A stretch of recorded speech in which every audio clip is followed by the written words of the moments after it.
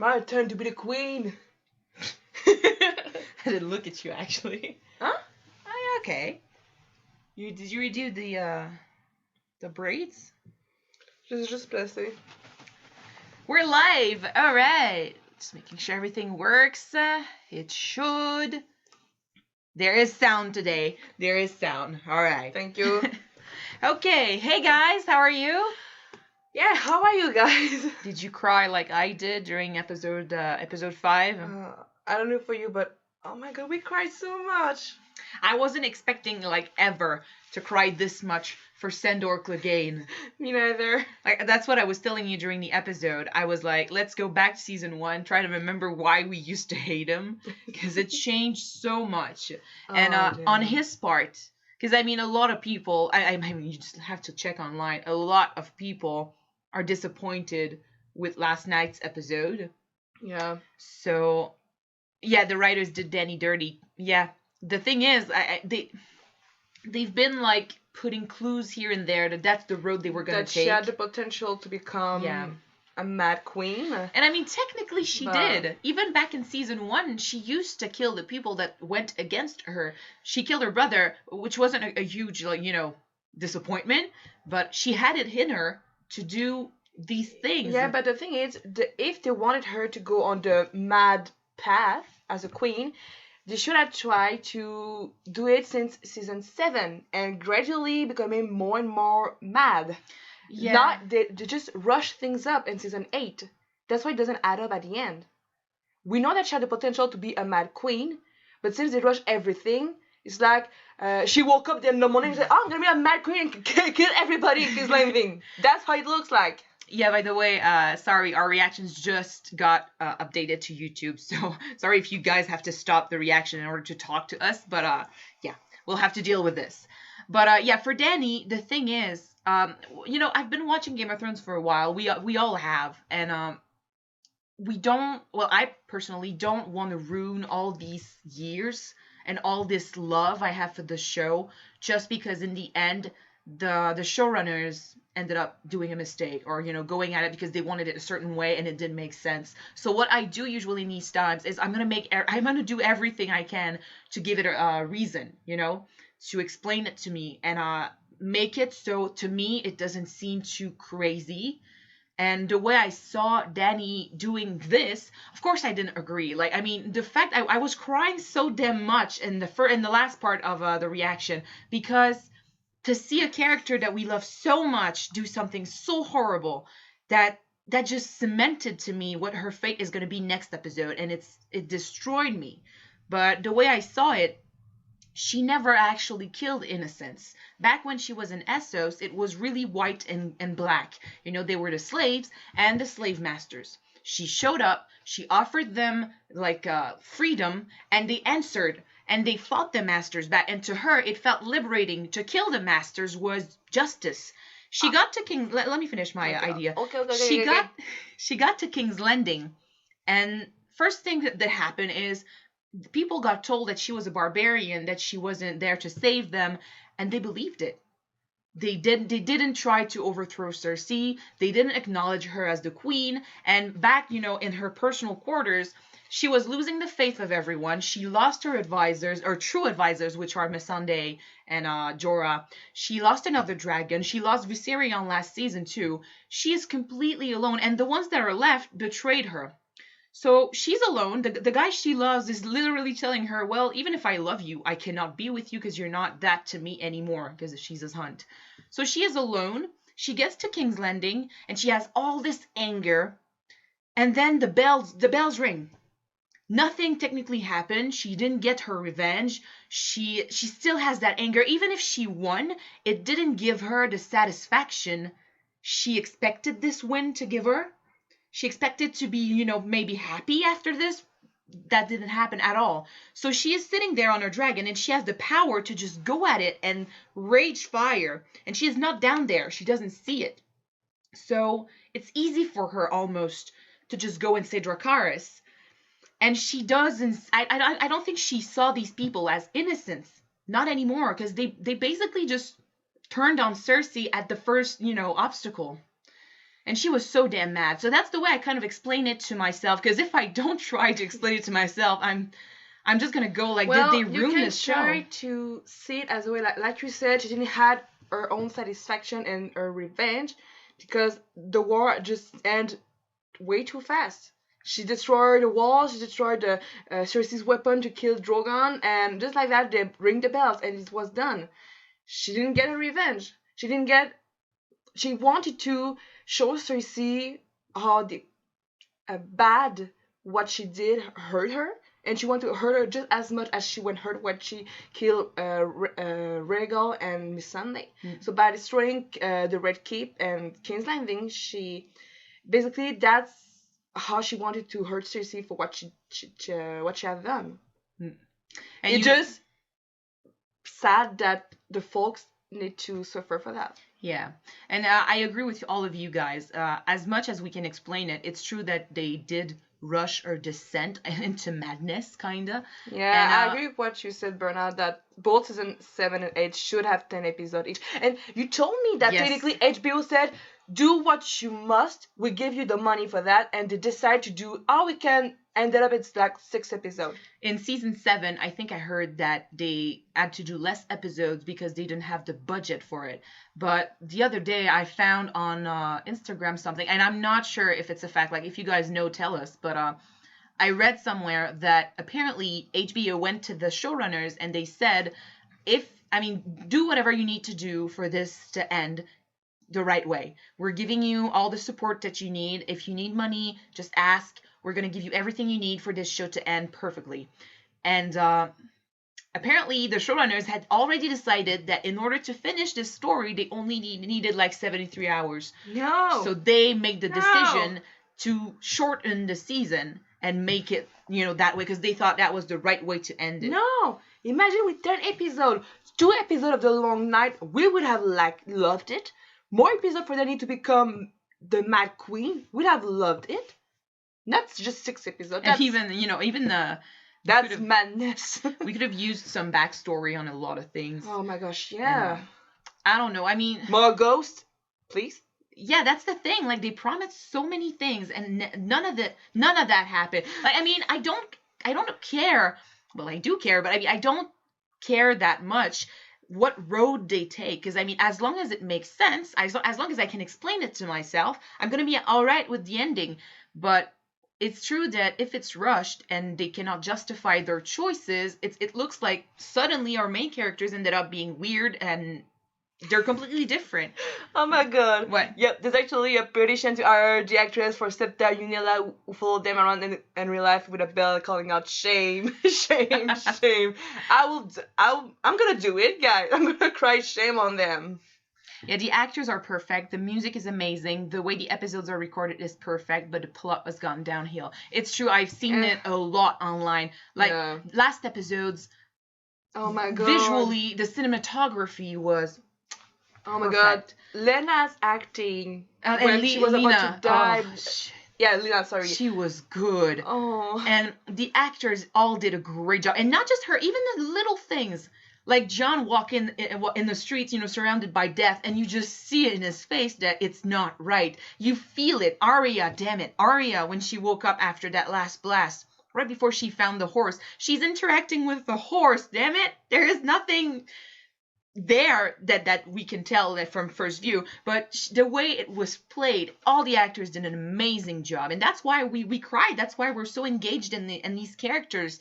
But what they made the characters do and how they made them do this, that's how that's the real tragedy, actually.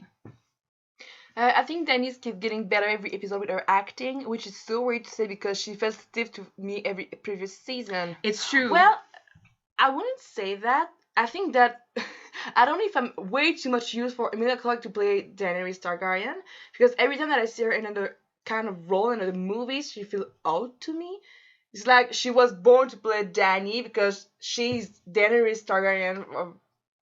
Seriously. Well, but yeah, she's becoming better and better each season, yeah. It's almost the same for all of these actors, because most of them, the younger ones, that's the first big role they ever got. So we got to know them as these characters. So of course, it's like Harry Potter, the Harry Potter syndrome. Yeah. They became these characters, so we don't see the actor anymore. We just see the character. I wonder what going to happen with Sansa. Danny will want her gone.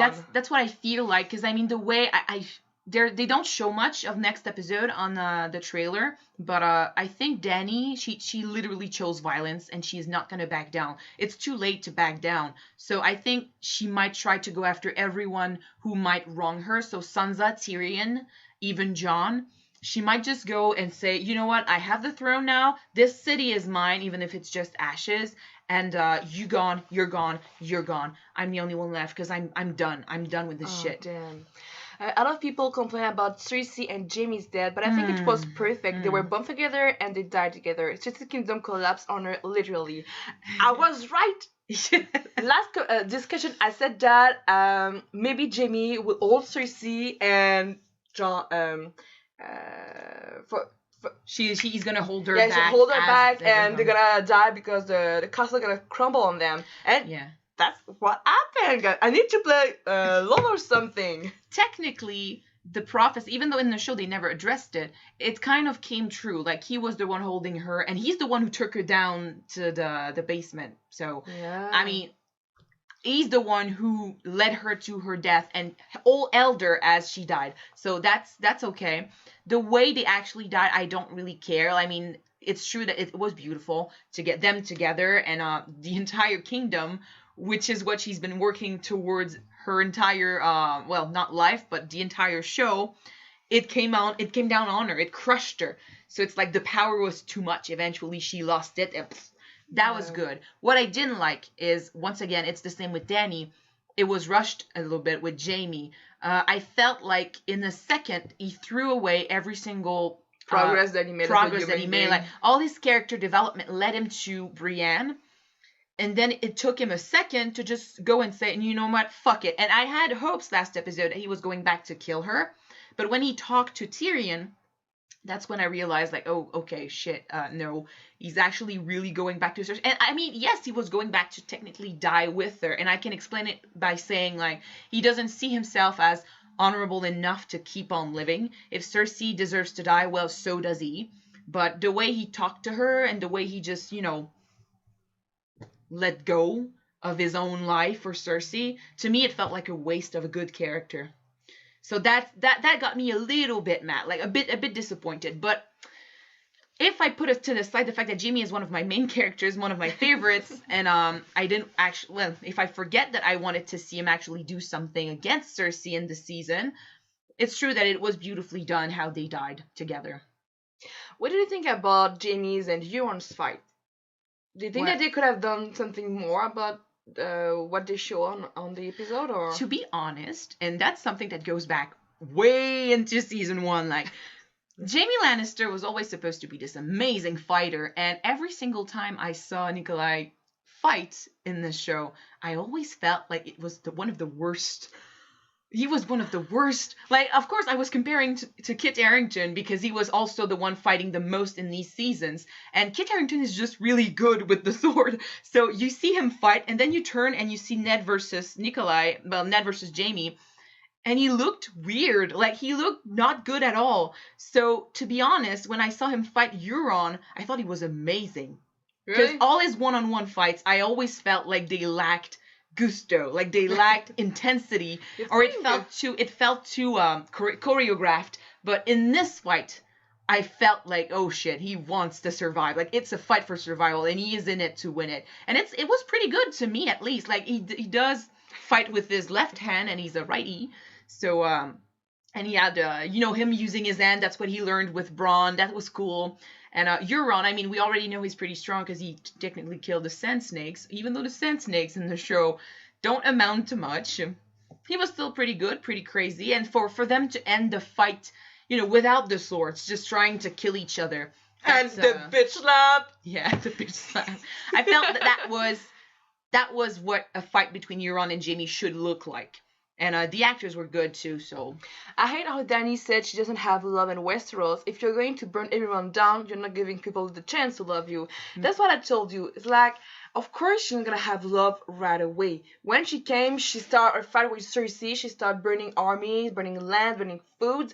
People are not gonna trust her they don't know her. Don't Yeah. tell her, I don't know you. How can I trust you? How, does that mean that you're not a mad queen just like your father was? If she wants people to love her, she should have probably destroyed the wall and tell people to leave, flee for your life. Or and told her soldier to just attack the soldiers, not the innocents. I feel like she came to Westeros thinking that she was going to be greeted the same way she used to be greeted in Essos. But the thing is, when she was in Essos, the first city she went to, I mean, they had heard of her because that's where she grew up. They had heard of what she had done with the Dothraki. And I mean, she already had a reputation. And then after that, it just grew and grew. So when she came to other cities, people were like, oh my God, that's the one who, helped her friends back in that town. Or that's the one who liberated the slaves. She might do the same to us. But then in Westeros, all they heard about, they never heard of Daenerys Targaryen. And then she shows up and they're being told she's a barbarian. They heard of the Targaryen, but only for the Mad King version. I mean, so they don't have a good image of her. No, but the small folk, they never heard of what she did in Essos, or at least they're not supposed to. So if they actually heard of her, it was through Cersei. And she was telling them she was a barbarian.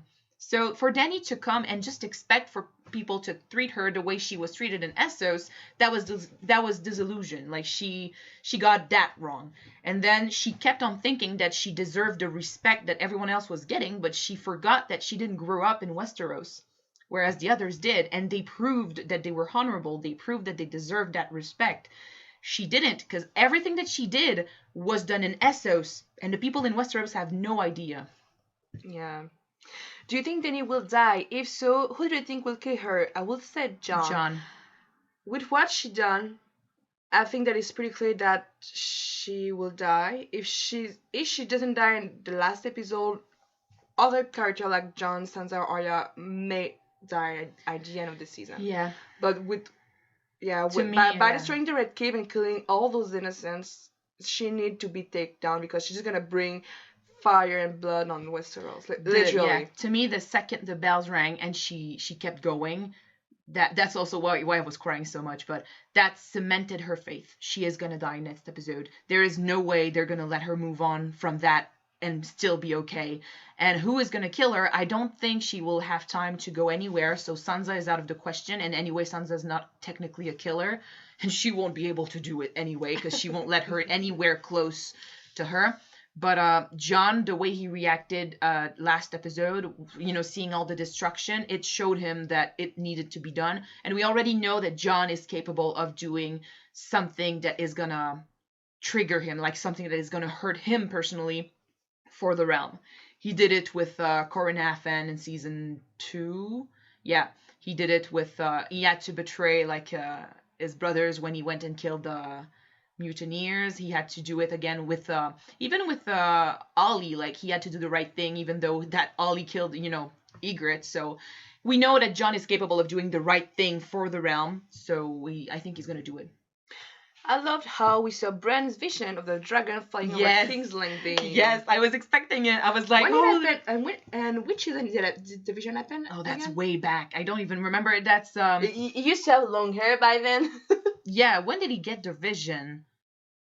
Wasn't that when he got? Is that when he got to the tree with the three-eyed raven? I think. And he touched or something, or he just had a dream. I don't remember, but it's way back then. Season 4. What's season 4? Season 4. My gosh, half of the series, season. Literally. Yeah. That was cool. I mean, it's a nice callback. When they do this, I like it. Yeah, at least they bring back stuff that they kind of put there and there. That's another thing that broke my heart this episode. It's we got to see these places that we lived in, kinda, for all these seasons. Like the Red Keep. We've been in the Red Keep for so many times. But like for so long, we've been with Sansa, Cersei, even Joffrey. We've been in that place. And to see it just crumble and be destroyed broke my heart. Doesn't Joffrey die in episode 1 of season 4 though? Like the first episode? No, he dies in episode 2 of season 4. Oh, well, anyway. Yeah, no, he's not. The wedding is the entire episode, and it's not episode 1. All right. It's either Arya or Jon gonna kill Dany. Tyrion doesn't have the guts to do it, though you don't really need it to use poison. True, but I don't think he will have the heart to do it. Next, I mean, he knew it was gonna come, but he's already killed his dad. He knows that his sister and his brother are dead. Okay. He's gonna be grieving. I think he won't do it, but he will accept that it needs to be done.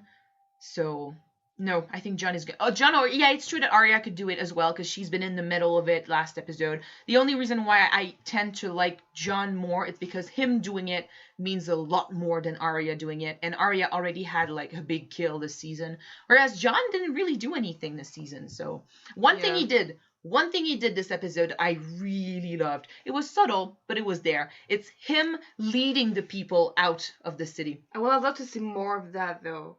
Him actually taking care of the people. Yeah, that was protecting beautiful. I think it would have been a great shot for Jon to really for us to see him taking the people from King's Landing and bringing them out of the cities. We just saw a glimpse of it, but I think it would have been better for us to see more of Jon doing so. Yeah, it's true that it happened so fast, but that Like a little last bit shot. less of Arya and more of Jon doing it.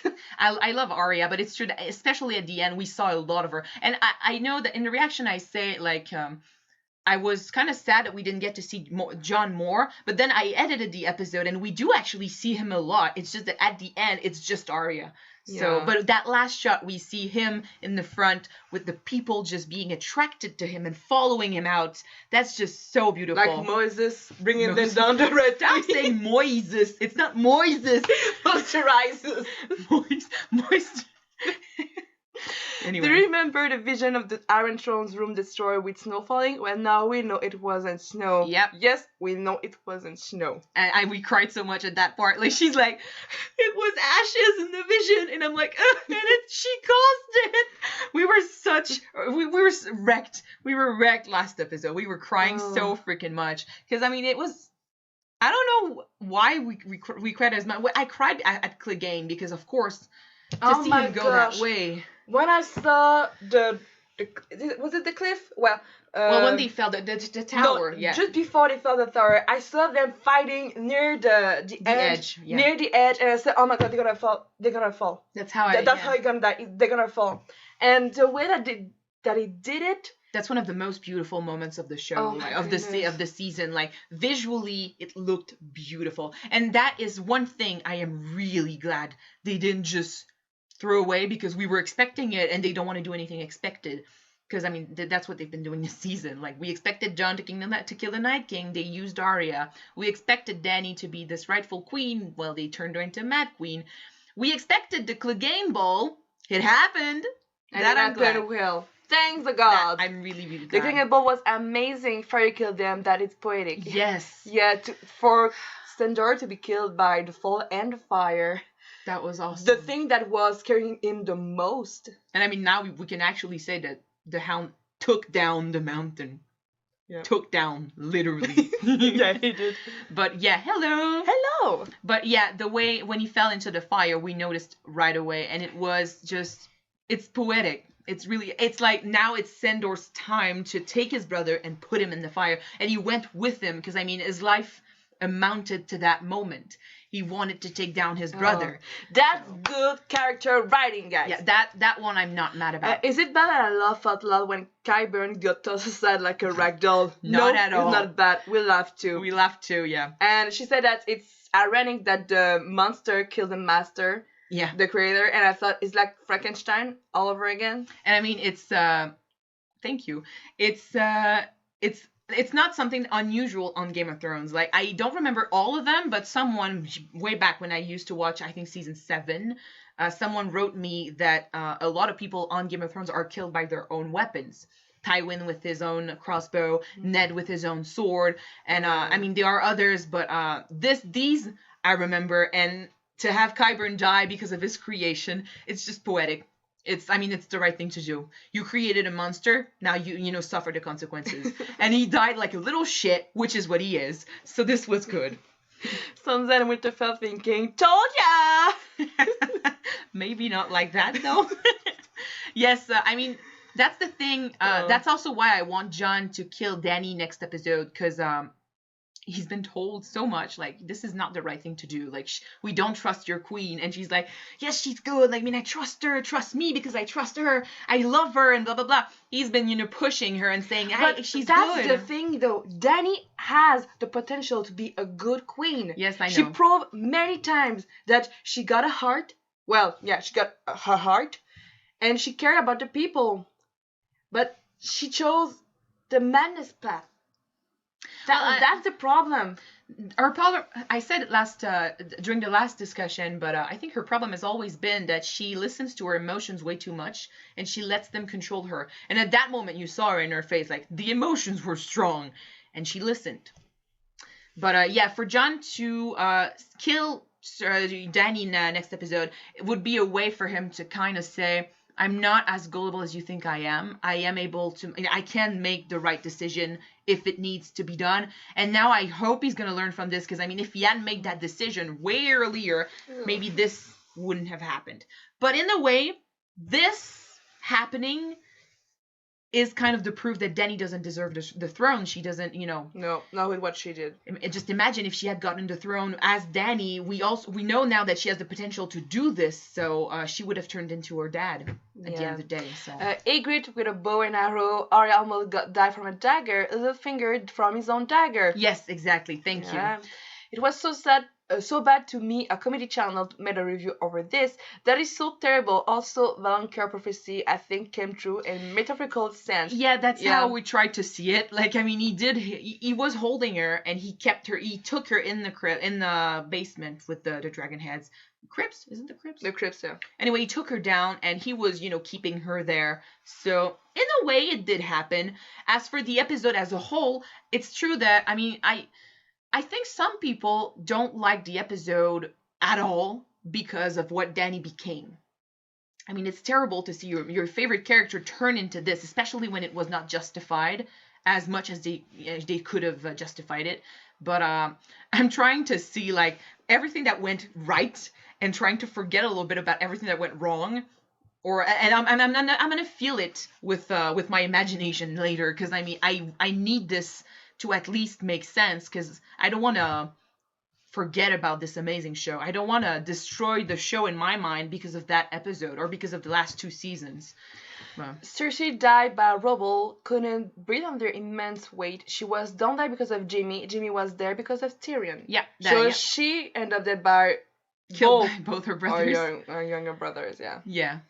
What if Cersei survived? Well, if she survived, people are not gonna go down on the rubble to find her. She's gonna die of starvation and I mean, there's a lot hunger. There's a lot of rubble who fell down on her. Yeah, she's pretty sure. If she's still alive, she's gonna bled to death. So she's gone. She's pretty much gone. If she survives,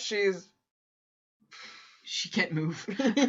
She can't think. She can't do anything. Brothers confirmed that they died. Oh yeah, well they're dead. That's the end of it. Anyway, there's 1 episode left, so if she survived, it's not gonna happen. I think with more episodes, they could have fleshed out Dany turning to the Mad Queen way better. Yeah, like we said. And I saw a comment that said that the story of the Mad Queen should have happened like 3 or 4 seasons ago. But maybe not 3 or 4 seasons, but way before season 8 or season 7. And back when she was still in Essos. Yeah, because we saw a few glimpses of it when she killed her brother, when she killed her own handmaiden. One of the leader of was it from Karth? Karth, yeah. Karth, yeah. So we saw a glimpse, but never much of that. And she got advisor who bring her down to hurt. Well, I mean, we need to go back a lot, but if we look at her journey, it's true that most of the times when something bad happens or something happens that threatens her, she always goes to the irrational choice first. I'm going to burn them. I'm going to burn the masters. I'm going to do this. But then she's got advisors who are going like, if you do this, you're not going to be like... Stop burning people, Dany. That is not okay. Oh, no.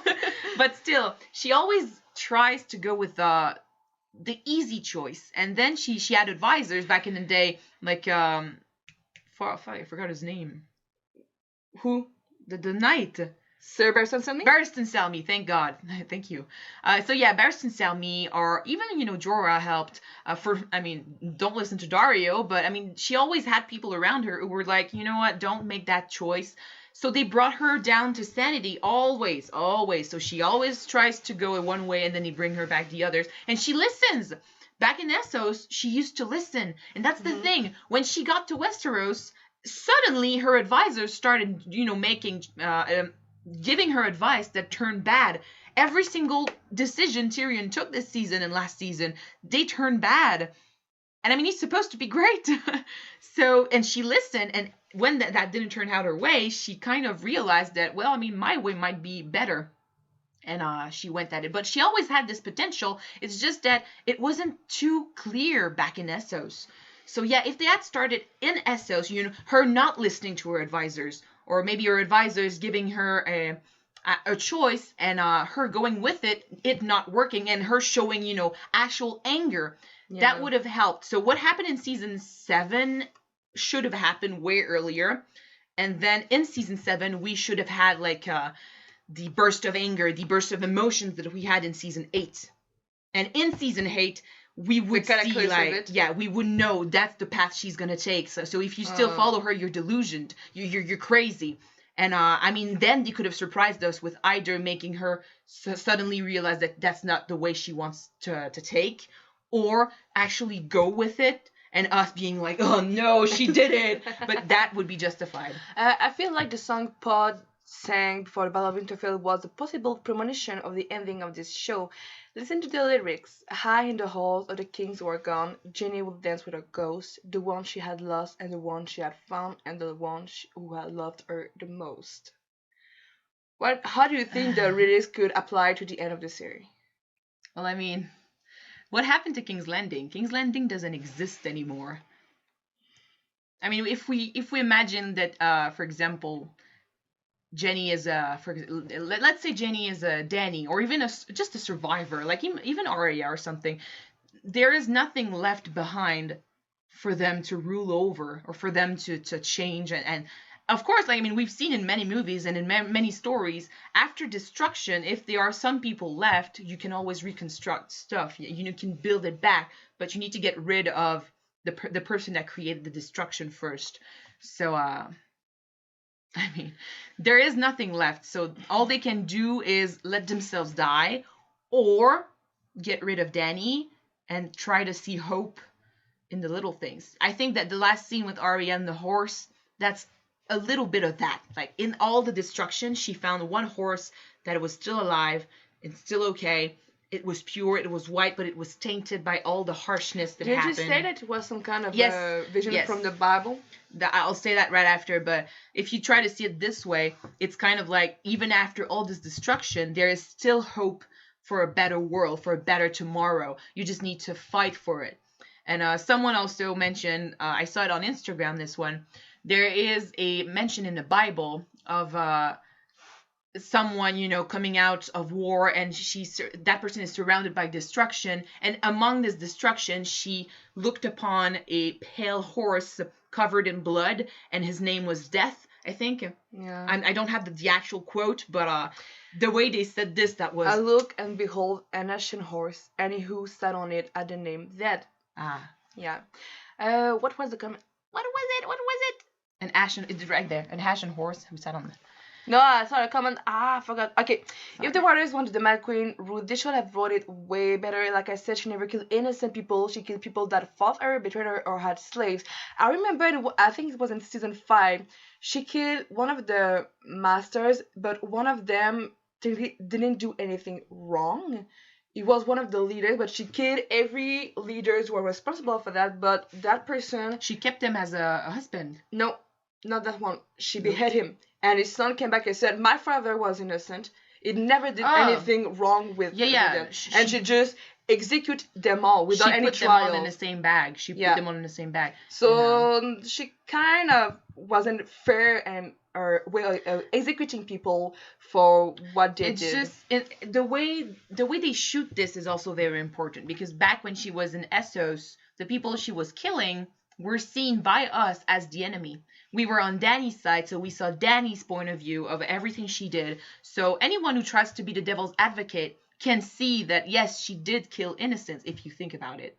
But then after that, you're reminded, well, but we were on Dany's side in this episode, and I mean, we saw what she thought, and she didn't know, and now we see that she regrets it. So we're supporting Dany. This episode, we were on the innocent side. So we barely saw Dany this episode. So every time she burnt stuff down, we were on the victim's side, and we felt fear for Dany. Like, we were scared of her. So I think it was one of the first time. It was actually the first time we were literally against Dany. I think the other example I can have of that was during the fight between the Lannisters and the Dothraki. We were on the Lannisters side. And I mean, some people were like, no, I support Dany in this fight. But it was clear to me back in the day that the way they did this, they wanted us to feel bad for the Lannisters. It's hard to feel bad for the Lannisters when you know that they are soldiers who kill innocents as well. But you're right. It is a quote from the Bible referring to one of the four horsemen of the apocalypse. Death who's ride on a pale horse, Arya is death coming for Dany. If you see it that way, that's interesting. Because, I mean, after what she witnessed and what she went through this episode, she will definitely want her gone. So if Jon doesn't do it, at least Arya will try. So. That's what I mean. She ordered the death of more than 100 masters without finding out which one actually wanted to kill the children. Yeah. Back then, I understood why she wanted to execute the masters. Well, but what I wasn't agreeing with her is that she never gave a fair trial. Well, she tried. No. Later in the show, she tried and they turned on her. Oh, yeah, you're kind of right. I cannot execute every one of them without trying to at least find out who is guilty and who is not. But it's true that she always goes with the easy choice. She doesn't really think before she acts. And back in the day, she would see like, oh my God, they're treating these slaves badly and they're doing all of this. I'm gonna kill them all. Bang! She does it. And the way she reacts, yes, she always had it in her. It's just that back then it was less big and we actually did not feel for the people she killed because we weren't with them. So we could have seen it coming.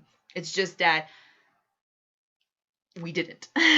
Using a white horse for symbolism is kind of cliche, but that's certainly probable.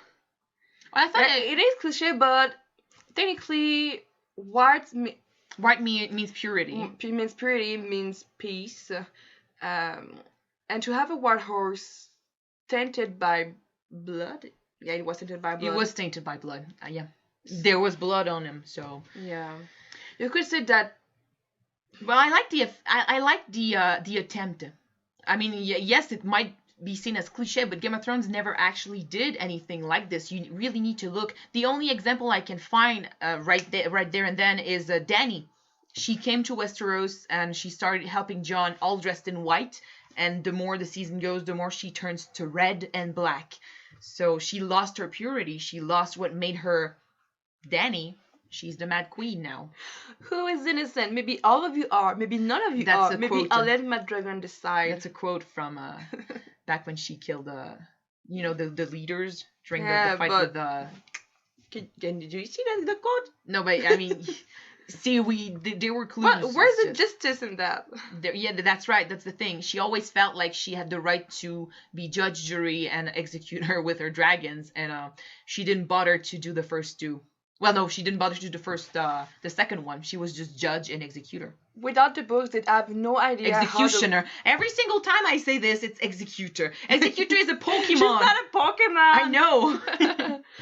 Without the books, they have no idea how to write the show. It's kind of true. Yeah, they don't know how to make sense of what they've been given. Yeah, they've been given these storylines, but they don't know where to hand them. And now they have the clues, but they're just like us. So I mean, it's true. And when people say that Game of Thrones turned into fan fiction, it's kind of true. And I mean, yes, you can say it's an okay fan fiction. I mean, it's what you decide, but it's still fan fiction. So if you want the canon, you'll have to wait for the books. Charizard, choose you. Jenny, use flamethrower. I saw earlier, where is Yara? I agree. A lot of people are asking Yara is chilling on the Iron... In the Iron Islands? Iron Islands with what's the drinks again? A sex on the beach. Ale and stuff. Hello, bitches. I'm fine. I'm fine. But, yeah, I mean, Yara, they could have used her, but considering that Dany planned to burn the Iron Fleet down, it wouldn't be wise to have Yara's boats there. But it's true that she went to the Iron Islands to secure a path for the Long Night, and then she vanished. Yeah. Which is why I thought it would be... Just like Ghost, she vanished. Yeah. And I mean, we've discussed so much in these live discussions what we would want for this season. And I think one way I would correct the show would be to have during the long night, like I would have them lose, but manage to still flee from Winterfell. So now they're on the run, and the Night King is still alive and still, going after them. So I don't know how they could have done this, because at first I thought maybe he would go south, but that's before we learned that he wanted Bran. So, but for them to flee Winterfell, lose the castle, they could have then go back to Yara and save the small folk by sending them on the Iron Islands. And then, I mean, I don't know, use Euron to attack the Iron Islands and try to take them for Cersei. I have no idea, but there were so many ways they could have, solved this. And knowing that they had 2 years to think about this, because I mean, we think of solutions in seconds, and people online think of better solutions in minutes. So how come in 2 years, if they've been with these characters for so long, how come they didn't think of a better way to write this? I'll say it made more sense because technically Dany wasn't that bright. So if they surrendered and Dany still went for Cersei foolishly, that screams Dany.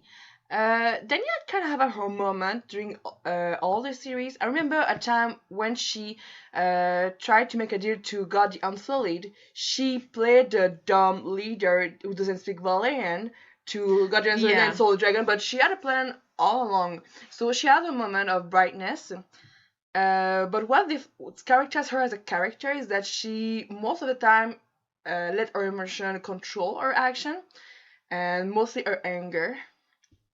But I mean, what she did in this episode, that was all emotions, all rage. She wanted to burn the ships down because they killed Rhaegal, so she went at it knowing that it took only one bolt for her to go down. And I mean, she was lucky in that moment because she could have been gone in a second. Well, one thing we can agree on is Dany sure broke that wheel. She didn't broke it. She tore it apart, put fire on it, and threw it in the ocean. And then she made a spiked one with steel. She make a toothpick with it. Because that's the thing. Doing what she's doing, she's becoming even worse than whatever we had before. Actually, she's becoming kind of like Aegon the Conqueror, but we don't really know. Like, I don't remember what happened I don't know what happened in those days, but she is not a savior, and she should stop calling herself like whatever she's calling herself nowadays, because I mean, she's not any better than what they've had. She's actually worse, because she's trying to take them by force. And at the end, I think it wasn't even about her trying to gain the throne. She didn't care about the throne when she attacked King's Landing. It was about taking revenge on Cersei. Yeah. And she actually doesn't even, I think she doesn't even want, like, to see herself as the queen of the Seven Kingdoms anymore. When she killed Varys, she didn't mention that title. Well, it is not technically right to say I know. heir of the Seven Kingdoms with Jon on her side, because she know that's not true. Truth. But he keeps saying she's his queen, and he bent the knee, so she could have still went with the title, but she forgot the title. So I think in this episode it meant to say that she doesn't actually see the throne as the goal, at least not in this episode. She saw destroying Cersei as the goal. HBO made a huge mistake with only 13 episodes. Yeah, kind of. These last 2 seasons, I did feel the shift, like from season 6 when it came out. I thought it was still okay. Like, there were moments that were awesome, and there are moments that are okay in season 7 and season 8, but I did feel the big shift in season 7. Like, it felt different, and it's just sad because it's true, like I saw earlier, that this is the biggest show of the 21st century, and I mean, they could have prepared better. So I don't know what went wrong. Did they decide that they just wanted to not think about it anymore and finish it? Because I mean, they took 2 years to write this season, and I said earlier that they've been given the opportunity to make more, and they chose to say, no, you know what? I think we can wrap this up in 6 episodes. Let's do it in 6. Poor decision. Oh, we'll never get the season we were promised. So when she said, I think we were led to believe Arya would kill Cersei, but it might be Arya that is killing Dany. I always thought that Arya was not going to kill Cersei. I always knew she wasn't going to do it. And for the same reason, I think I knew she wasn't going to kill Cersei. I'm going to say I don't think she's going to kill Dany. She might try, just like she tried with Cersei. But I feel like for Arya to kill Dany would not be right. Since Arya already killed the Night King, the good way to end the show will be for Jon to kill Dany. And I mean, with the history that they got, that will be the right way He's to do kind of so. saving her from her madness, and he's liberating the people from the tyrant. So that's also a way for him, if he claims is a title, that's going to be a way for him to be respected by the people from King's Landing, because they don't really know him yet. So if he saves them from Dany, he's going to have a chance. And if Arya does it, well, it's just going to lead to more and more hate. That's one thing I said in the episode, actually. What Dany was doing is just creating more hate and more anger, because she lost people that she cared about because of Cersei, but she took revenge and she killed families. So these families are going to want revenge, and so they're going to do something rash, and then on and on it goes. That's another wheel, and she went right in it. People are ripping into this show no more than ever. Ever since episode 3, people have been criticizing it, but it's getting progressively worse and worse and worse. I have a saying, guys. When I see a movie or a series, I kind of say, I'm just gonna watch it and entertain myself. I'm not gonna watch the bad writing, the bad effects, or the bad plots. I'm just watching a movie to watch it. So Okay. I know that that's why I enjoy myself so much when I watch a movie, no matter how bad it could be, because I can laugh it off at the end. I know that season 8 kind of have its flaws, like really huge flaws, but it's still Game of Thrones. It's still, I'm gonna still enjoy myself and watch the show for what it's giving to me, and I'm gonna see the good moments of it and just let it go. If you keep grudging on every single bad things and every single episode, where's the fun in that? I'm gonna say, with a show like Game of Thrones that started so strong, I mean, there's a reason why it's one of the biggest shows there is right now. Mm-hmm. It's okay. I mean, don't hate on people who try to see the good in what's happening now, because I mean, yes, it is bad compared to what we used to have, but like you said, it's true that if we don't want to throw away all these years, and if we don't want to ruin completely the story, we need to somehow let go of the grudge and try to enjoy what we've been given. Because otherwise, it's true that we're going to be only bitter, because, I mean, this entire series has been destroyed by these last 2 seasons. So there's that. But I'm going to take you I'm not going to agree with you on the fact that I watch movies just to enjoy movies. If a movie is bad, I'm not going to watch it. I never actually I walked out of one movie in my entire life. Which one? The remake of Texas Chainsaw Massacre. Oh, don't remind me that, please. I mean, I'm not a fan of Texas Chainsaw Massacre, but when I watched that movie, I don't know if you know which one I'm talking about, but the one in which we find out that she's actually I'm the cousin of the same bird mark as yeah, you she's do. related, and then she takes care of it. That thing, Ugh. when I watched that movie, Sorry for spoiler alert. I ended up, I was in my basement looking at the movie. I got mad. I got so mad. I walked out of the room, and I went into my room, and I never asked about what's the ending. I just hated it so much. I went like, bullshit, and I left. I never did that for another movie, but I'm not gonna watch something that doesn't make sense from the very beginning. On a bit of a different note, what do you think will happen with Dan and Dave and the Star Wars movies they are in charge of? Well, I've seen Star Wars Episode 7. It was meh. I didn't. I've seen Rogue One. It was kind of good. I didn't. Episode 8, I didn't see it, and I don't want to see it because I'm not gonna like it. I'm pretty sure of it. So I don't have high hopes for the next Star Wars episode after that. Really, no. Well, I No, mean, no, no, no, we're no. never safe from a nice surprise. I mean, sometimes it just takes the right people to do the right thing. The right movie can be done with the right team. Like, there are other movies that got, years later, they got remakes or reboots, and it was done right. It actually ended up being better than the actual, first movie. But it doesn't happen often, but I mean, it could happen. If I didn't like it like people seem to, I'd have dropped it long ago like Supernatural.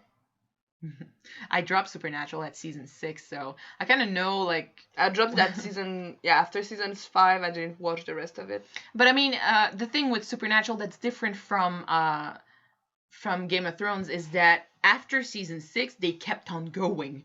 So, I mean, it was it wasn't about them ruining the end. It was more of them not giving us the feels that we were used to. Like, I remember back when I stopped watching Supernatural, it felt like all the heartfelt discussions between the brothers felt flat. So I don't know.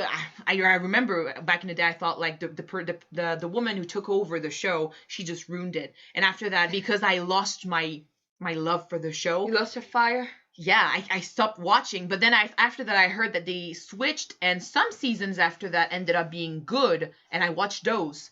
But and now apparently they're doing something great for the finale, so this is nice. Game of Thrones is different because they don't plan on going. So if we had more seasons to go and they had completely ruined it after season 8, some people might stop watching because it's just not the same anymore. It's not the same feelings. But now it's not that. We still have those feelings. We still love these characters, and it still give us emotions.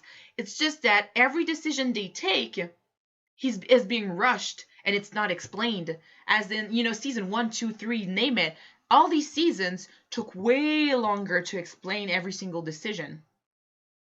I mean, come on, like, Catelyn Stark, season 1, arresting Tyrion Lannister, that was a rash decision. Like, she decided to arrest him like that. But we had, like, 2 episodes of her talking about what happened to Bran and grieving over him, then going to King's Landing, talking to Ned about this, getting information, and then she goes north, Tyrion is there, but we have the material now to explain why she would do this. So, there you go. Yeah. If Dany has to die, I hope Drogon kills her. Why would he, though? Drogon And is she a can, weapon. Can she actually... Oh, yeah, he could eat her up. Because he can burn her. And Dany's sashimi. You want some sushi? No. Targaryen sushi? No. But I don't... Yeah, why would he, though? Like, some people have said that Drogon might end up, like, being behind Dany, and Dany is like, kill Jon, so Dracarys, but Drogon feeling like Dany is not his mother anymore because she's changed too much, would actually turn on her. You think that Jon might have a better connection with Drogon? Well, no, that's the thing. Like, I think Drogon is connected to Dany, and he won't... I mean, he did kill these people. But they had a moment in season 7. He touched his face. Yeah, but he had a better connection with Rhaegal, and Rhaegal ended up being... So. Yeah, it's true that Rhaegal was like our own cat with Jon. He was cuddling with him and stuff. Yeah, but how are they going to close the show next week? I think... I don't know. I don't know how they're going to do this. Either they're going to go, like... With a bang. With fairy tale ending, like Jon kills Dany, takes the throne, and everyone lives happily ever after. Or Dany tries to kill them all, ends up, killing them all, and she rules over the ashes, which is a bad ending. But, I mean, it could happen, because, I mean... It's realistic if you think about it.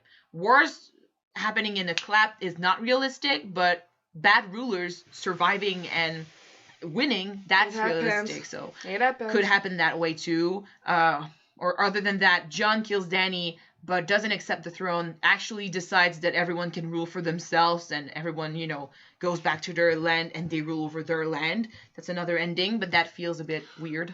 What happens is good. How it's written is not. Yeah, you're kind of right. Yeah. What's happening, it's good. But the way they show us the events is not. That's what I said, and that's what you said too. The road they chose to take is not making me mad. It's making me sad, but I'm not going like, it wasn't justified. It's just, they didn't take the time to actually set it down. Mm-hmm. I mean, like I said, I'm trying to justify everything that happened. I can justify it, but all my justification shouldn't be needed. They should have given me the justification. Okay. So. Bran could want to Drogon to kill Dany. One day you will fight. I don't think it would happen that way. Though. Bran, no. Bran. I heard Bronn. I said Bran. And Bronn is going to come back, and he wants his castle, but Cersei can't give it to him, and the Lannisters are dead, so he's going to kill Dany. Tyrion is still there. Yeah, Tyrion won't care. Well, he might give him, Oh my god, I'm pretty sure he's going to die next episode, guys. Tyrion, I think he... Yeah. I said he was going to survive, but now that Dany has gone berserk, and Tyrion betrayed her again this episode, he set Jaime free, she is not going to let that go. Yeah, but if Bran do walk into Drogon might kill Dany by the end of the season. It's true that he could... And that would be her own weapon against her. Oh, that could be that too. Yeah. Interesting. It also makes me careless about a character when I see them nearly die 5,000 times, like Soria or Sam. It's true that, I mean, sometimes it's okay, but She was cat of the canal. She got 9 lives, guys. she's a cat, yeah. But it's true that when it happens way too often, you don't care anymore. Like Plot armor and stuff. Or I mean, when you know that the character can come back, like in Supernatural, I don't freak out over their deaths anymore because they've died so many times. We know they're gonna come back. The first season was like kind of a shock to us. Yeah. But now it's like meh. They're gonna go back in like 30 seconds or 30 minutes. It's fine. And I mean, there are other shows where they are very good. Like Westworld, for example. We care for the characters and it's a very good show, but we don't feel that we're not scared when they almost die or when they actually die because I mean, it doesn't matter. HBO came out and said on their Twitter that they were willing to offer a full season for 8 and D&D turned them down. Yes, so it is true. I don't understand why they did that. Because they thought they had it all written down. So I don't know what went through their minds. Like maybe they're done with Game of Thrones or they thought they had it or they thought people were actually going to love this. But other projects, yeah, maybe. I mean, but if that's the case, like if they rushed Game of Thrones because they were done with it and they wanted to move on to something else, that's just a waste. I said way back, like I think 2 discussions ago, I said like when you write a good story, and that's something I learned pretty early on when I started writing stuff. You let your characters speak for themselves. Yes, but it's not what I meant. When you start writing something, if at one point you do not feel the same passion or the same rush to write, stop. Take time off, step away from the story because you're going to rush it. Because you're so, you want to write the end so badly, you're going to go over the good in your story and you're going to rush it and write the end because that's what you want. But if you step back and actually wait a little bit till the passion comes back, then it's going to work. Sadly, in the business, in the industry, they want the cash and the money so the quicker way. I mean, when you are writing a show, you cannot actually step back. Yourself. Yeah. But that's the thing when you write stories, guys. If you kind of follow the flow of your own story and say, oh my god, my character is gonna act that way because that's who... you're better than me to explain what your own shit, so explain it to them. Okay. The thing is, when you let your characters speak for themselves, they lead the story. So eventually, whatever decision they make is going to make sense. What happened here is that they wanted Dany to turn into the Mad Queen, but she wasn't there yet. So they could have given her some nudges and let her fall by herself into that pit. But what they did, I don't know if it's because they didn't have the passion, because they had other projects and they wanted to rush, like I said earlier. But instead of letting her go down that path on her own, they rushed her there and they pushed her there and they forgot everything else. So they didn't let her speak her own story the way a good story should be written. They forced her to go there, and they forced these events, which is why it doesn't make sense that suddenly every decision Tyrion makes doesn't make sense, which is also why it doesn't make sense that in episode 3, they hid the people in the crypts, knowing that the enemy could rise the dead. Yeah, like Peter Dinklage said, Tyrion is kind of smart, but not that smart, heading a woman in the crypts where all the deads are. I mean, come on. But technically, where could they have put the women and children? In the Iron Islands. Oh, yeah, that's true. They had time before.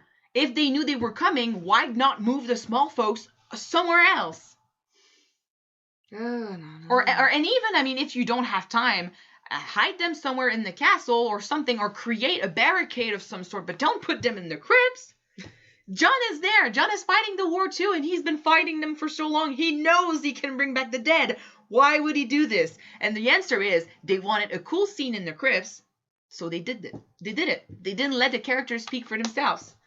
Their characters are smarter than that, but they didn't listen. They made these decisions because they wanted them to be in these places at the right moment. Yeah. Yeah, the long night. Yeah. We're still going to talk about this. The grudge is still there. If they had played her paranoia longer, it would have been better. Then she could hint at the surrender being a trick or something like that. That would be Very good. True. Good writing to do that, but they didn't. Yeah, they didn't. Tyrion was once a mastermind and now is incompetent. And it breaks my heart Yeah. because Tyrion is my second most favorite character, and to see people who bash him and they start saying like he's stupid and he's dumb, it's a disservice to the character because I know he's not. But recently he's been more of a Jon Snow than a Tyrion Lannister. Being a Jon Snow is not bad when you're Jon Snow. If you're Tyrion Lannister and you're trying to be Jon Snow, it's not good. Because, I mean, he's around and he's like, oh, no, I believe in you, Cersei. I believe you can make the right choice. Do it! Just do it! Like, please, don't do this. Let's follow the heart. That's Jon Snow, not Tyrion Lannister. The last good thing he actually thought of was to use the sewers in come on, Castle Rock? Castle Rock, thank you. So that's the last decision he made that I was like, oh, that's a Tyrion decision. And it was hinted at way back in the day. So that felt nice. But aside from that, ever since he went back to Westeros, it's like, it's not Tyrion anymore. It's a Jon Snow impersonator. And we already have a Jon Snow we care about. So what the hell? Again, about the long night. Just like having all of your soldiers outside of the castle. They did all these stupid things for the sake of the visuals. Yeah, like sending the Dothraki... Well, I know that the Dothraki are not organized. Yeah, the Dothraki wouldn't probably stay Fleet inside. of horsemen. And there is no place to stay inside too. But the thing is, you don't want your enemy to go that near your castle because you don't have any retreat left. So you need to attack your enemy way far from your castle because the castle is your safe place to go. But they could have dug up. What is the English word? Tranché? Well, they did that, kind of. Yeah, but they're not really that deep. Like you dig a really a really big hole with spike on it with fire, and they're gonna just fall down inside the pit. Well, they could have done more than one. That's true. Yeah, they could have done way more than one. But I don't think they had the time nor the men. But it's true that they could have prepared. They got dragons to dig holes. They won't dig the holes. They're not toys. They're not weapons you can. Could have told them, oh, there's sheep inside the snow. Just dig it up. Anyway, I think, no, they did prepare. It's just that the decisions they made ended up being so bad. Like, the worst to me at the beginning was to send the Dothraki out there. They couldn't see anything. These, they're sent to scare the others. But, I mean, the whites don't get scared. So what's the point? They couldn't see them. They couldn't, intimidate them. They ended up dying like that because, they didn't think. They ended up dying just like that because it was way too complicated to use horse in a battlefield. Yeah, that's why. But, don't show them if you don't want to use them. Like I said, during that decision, I would have put them to the sides, like hidden or something, like that. For example, the whites are here, and you've got, like, Winterfell. I would have put them to the sides so they cannot be, surrounded. Mm-hmm. I'm gonna be like surrounded and like that. And once the whites start attacking, and they are engaging the Unsullied, then you have the Dothraki attack like this. They won't probably make it all the way because this is a huge army. But to have them attack from the sides, it stops the whites from being able to attack them from every single side, Mm-hmm. So they are actually better, attacking like that. And the whites are like this and they don't know what to do because they're being attacked from that way and then from that way. So it's way better, but they didn't do it. Yeah. And weirdly enough, they could have thought of it because Jon mentioned stuff similar to this back in the Battle of the Bastards. So, and it actually happened in the Battle of the Bastards with the other army being, surrounding them from the side. So, why didn't they think of that for the Long Night? I have no idea. Visuals. If one dragon is so destructive, how stupid is it that the other two die so easily? Well, one of them was killed by the Night King. So I'm gonna let it pass for that. As for Rhaegal, it was way too easy to kill him. I agree with you guys. The thing is, technically, Rhaegal and Viserion were two smaller dragons compared to Drogon, because it doesn't change much. I know it doesn't change much, but it's a fact. They were smaller than him. They were maybe less stronger than what Drogon was. I will say Viserion dying kind of made it so dangerous. I mean, it just what They're not it goes to invincible. show. Yeah, it goes to show that they're not invincible, and the Night King was actually really powerful. So you need to be careful. But then they didn't show his true potential in the Long Night. As for No, they Rhaegal didn't. dying, it's like they underestimated the Iron Fleet and its power. And I mean, I can't accept Rhaegal's death, as sad as it was and as quick as it was. I can't accept it if Drogon had not destroyed the Iron Fleet so fast. Yeah. What's the point of reminding us, hey, there's the Iron Fleet, they're pretty badass, if Drogon can destroy it in 2 seconds of screen time? Rhaegal you got caught didn't by see surprise and you see it coming. Like I told you, Jonathan was hiding behind rifts, rocks. So in the sky, Dany didn't see the Iron Fleet because they were hiding. And she thought she had it, she was okay. She didn't know that they were gonna have so many of these weapons. But so like I said, I can accept how Rhaegal ended up dying, but not the way Drogon destroyed the Iron Fleet so fast. That was way too fast. I mean, they created this fear. Like, now we fear the boats and we fear Euron because we know they can take down Drogon. And what did they do? Well, Drogon took him down in a second. So that's why it's not justified to me. All of a sudden, Dany and Drogon destroyed a scorpion in 5 minutes. I mean, it was supposed to be the weapon that was going to stop them. So I was expecting more foot soldier work, like more planning and stuff. She just went at it and did. Yeah. What about the Golden Company? Way too fast too? That too. Like, they were supposed to be so awesome, and then yet again they were killed by the dragon. Like, what's the point of having an army? Yeah, they waited for the bell, and Dany didn't wait and just destroyed the wall. So you can go inside. That's the thing. Like, they built up so much. So many characters' potential went wasted. Wasted. Building stuff up and then not giving us what we expect, which could be interesting if done right, but now they've done it so many times that we're kind of fed up with it. Dany's navy has been beaten by Euron how many times now? And they still didn't scout ahead to avoid them? It's like she didn't learn from her mistakes. Oh, but I mean, she just put that to the side. She's like, you know what, I'm gonna fuck them up by myself. Let's go.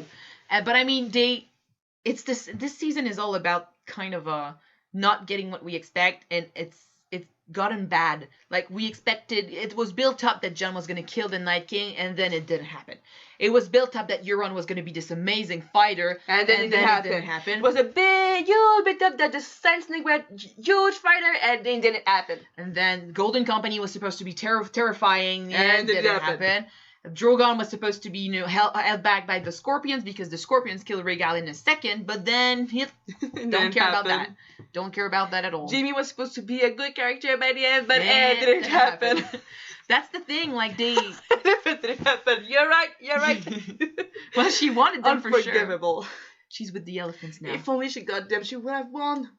No, Drogon would have burnt them down. No. Yes, they would have hyped that up. Like, they would have hyped the everything else. They would have like, oh, we have elephants now. We can win. You would have seen Jon like shitting his pants because that's what he does this Imagine season. if you see elephants just like Dumbo with huge ears. They're gonna find this guy. I'm gonna take you down. They attack the dragons. No, but I mean, they would have hyped it up. Get why it didn't happen. One episode left, guys. One episode left. I saw a comment online and I agree to that. With Arya being inside all the destruction and trying to save people, leading them, the comment said that she can have a new aspect of what leadership was supposed to be, protecting people, leading them, fighting for them, and that might be a way for her to say that maybe I could be a lady if that is that kind of lady. So maybe it could happen. We still got one episode left, guys. The way she talked with Clegane about this, he kind of made her realize that she still has a life to live. Yeah, she still has a life. Go fuck that boy. To live, and you deserve him. Stop it. Sorry, guys. No, but she still has her humanity deep down. And every single time something goes wrong, she tries to go with the assassin side of her And just like she did when she left Winterfell after learning the truth. And I mean, this old war is terrible, and she can end it. That's how she saw it. But she's leaving behind any attempt, any hope at having a real life with people she cares about and people that care about her. Yeah. But having Clegane literally say, do you want to be me? Do you want to become me? Because that's the path you're taking right now. You want to be a great character with a great ending? Don't follow. You don't want to be it. But still, yeah, no, it's interesting. And after she saw, like you said, everyone in the city, and she took that step, like she can actually help people if she starts opening up and being that person. Well, I think she might go back and Did you and do guys just that. forget season 6 where she basically takes control of the entire Dothraki population? I didn't forget. I didn't forget either. When she burned all the coal, Yeah. all the coal and started this huge fire pit. It was. Yeah, but I didn't forget. it was epic. I mean, it was cool, but the Dothraki are too loose of an army. The Dothraki always follow the strong, the strongest. And I mean, now they're gonna follow her all right, unless she gets killed. But yeah, they don't show loyalty if you are weak. So I mean, it's a double-edged sword with the Dothraki. She took them all to Westeros, and if they survive, and she doesn't, they're just gonna find a new Cal, and they're gonna keep, raging and raping and stuff. They are not a good army, if you think about it. She needs to keep them under her control, but now she herself cannot keep herself under control. So, if Dany isn't stopped immediately, her next step is Winterfell for some roasted Sansa. It is true that she knows that the Northerners are not behind her. They're not following her. They do not love her. They do not trust her. So yeah, she needs to be stopped right away because she's gonna burn everything. That's my theory for what she might do next episode. First, like she has taken control of the city, and now she has this mask on, and she cannot take it off because that's the path she's taken. So let's roll with it. And she might want to stop playing the victim and get rid of everyone who might go against her. So Sansa and Tyrion are at risk next episode. Yes, but they are still Dothraki, and just because they follow orders doesn't mean they have completely changed morals. No, that's it. Like, I mean, if they are ordered not to do something, they might follow that order because, I mean, that the strongest one is telling them not to. So they might not agree with it, and we have seen Dothraki before actually saying, like, I don't agree with you, I'm mad, and try to, attack Drogo back in the day. Like, he said, do this way, and they don't agree, they fight back. But they actually still follow to a certain degree. But if Dany is not there anymore, they're going to just go back to their ways. The first time she takes the Unsullied, she said to kill every man that holds a whip, but harm no children or innocent people. If there are no ground rules, it's a free-for-all. The Unsullied, though, I don't know if Dany dies... She's technically she's not their master. They followed her because they love her. They follow her because they respect her. So if she dies, I don't know what they'll do. I mean, the Dothraki might be able... Grey Worm knew that once the bells, he heard the bells, he should have stopped. But he was just like Dany this episode. He was so angry at Miss Sunday's death that once Dany ended up, fighting back... He just went and fuck it. I don't care. These people are responsible for Miss Sunday's death. I'm going to kill them. Because the commander attacked, the others attacked too. But, I mean, if you are the commander, they're going to follow your orders. So it just goes to show that if you are the commander, you control the Unsullied. So who's going to be the commander if they both die? Because I think Grey Worm is also going to die next episode. Oh my goodness. Yeah, it's gonna be terrible. Like the thing is now that our characters are the worst is that it's one of our favorite characters that does this. We don't want them to become the enemy, but it happened. So now we're gonna be torn apart next episode because I mean we have to roll with it now that it's happened, but we're not gonna agree with whatever we see because we don't want any of them to die. But it's gonna happen one way or another. Just saw this on Reddit. Remember when Dany was devastated because a dragon killed one innocent child?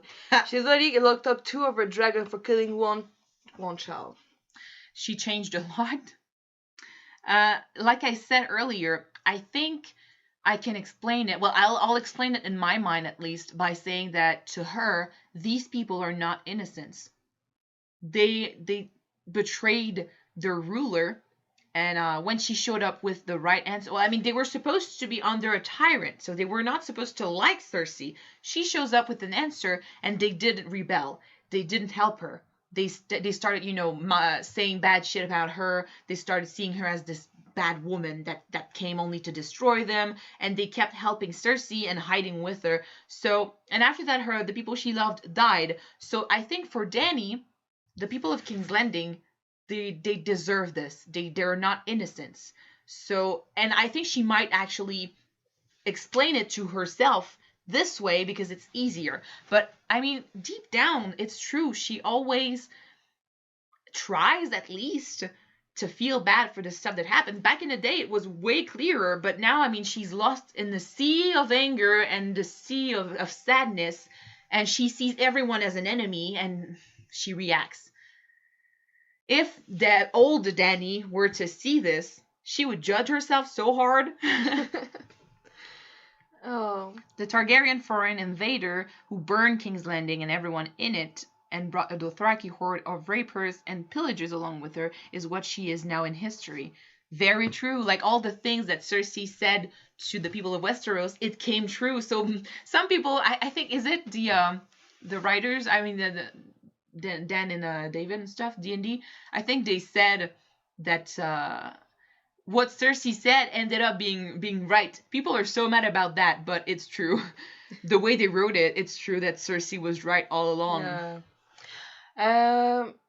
Well, they did cheer for a beheading of Ned. Yes, if you see it that way, it's true. The thing with small folks, when they're under a monarchy, when you have a public execution, people are gonna see it as a show. Even though they don't know what is wrong, what is right, you see someone executed in front of you, people are gonna root for it, they're gonna cheer for it. And let's not forget that they didn't see the first 8 episodes of season 1. They don't know Ned Stark. They've been told that this man is responsible for treason, and this man is mean and bad, and he threatened the peace of the land, so he has to die. So they are being told this, and they believe it. That's how crazy stupid the small folks are. They are going to believe whatever you tell them. But they don't know otherwise. Exactly. Yeah, it's true. They don't know otherwise. I mean, they're going to believe it because that's the only thing they know. If I went to you and said suddenly, the sky is green, you won't believe me because you're like, no, I've been told my entire life and I have proof. And I mean, the sky is literally blue. And I'm like, you know what? No, I've been told the sky is green. Like that color is green. We can argue forever. I mean, you know what you know. I know what I know. You can never find the right answer. So I think it's the same thing with the small folks. They don't know otherwise. If they had the facts, yeah, maybe. But King's Landing was probably filled with propaganda. Normal folks didn't know what to think. Like Tyrion said, does she expect them to be heroes? No, yeah, that's it. They are not. I mean, they try to live their life and survive, and that's it. And I mean, the people in King's Landing, they're poor. Most of them. They just know that the one on the throne is supposed to protect them for any kind of threat. So just like Cersei ordered them to go inside the Red Keep, they thought, oh, she wants us to be protected because there's a war going on, so we're just going to follow the flow. But she used them as hostages. Because she said that they're not going to attack me if they need to kill 1,000 or innocent civilians. Yeah, but they are going to see it as what they've been told it is, like protection. They see what they know what they've been told. That's it. So, I mean, we cannot blame the small folk if they don't have all the facts. And that's the thing. Dany came to Westeros thinking that everyone knew the facts, so everyone was going to make the right decision. But they didn't. It didn't happen like this in Essos. In Essos, things were a lot more black and white, and not in Westeros. In Westeros, there's tons of gray. The people of King's Landing threw poop on Joffrey, and they hate Cersei too when she did her walk of shame. Remember how they treated her? Yes, I remember that they threw poop on Joffrey because the small folk were starving. They were living hardship, and their king was doing nothing because Joffrey was a bad king.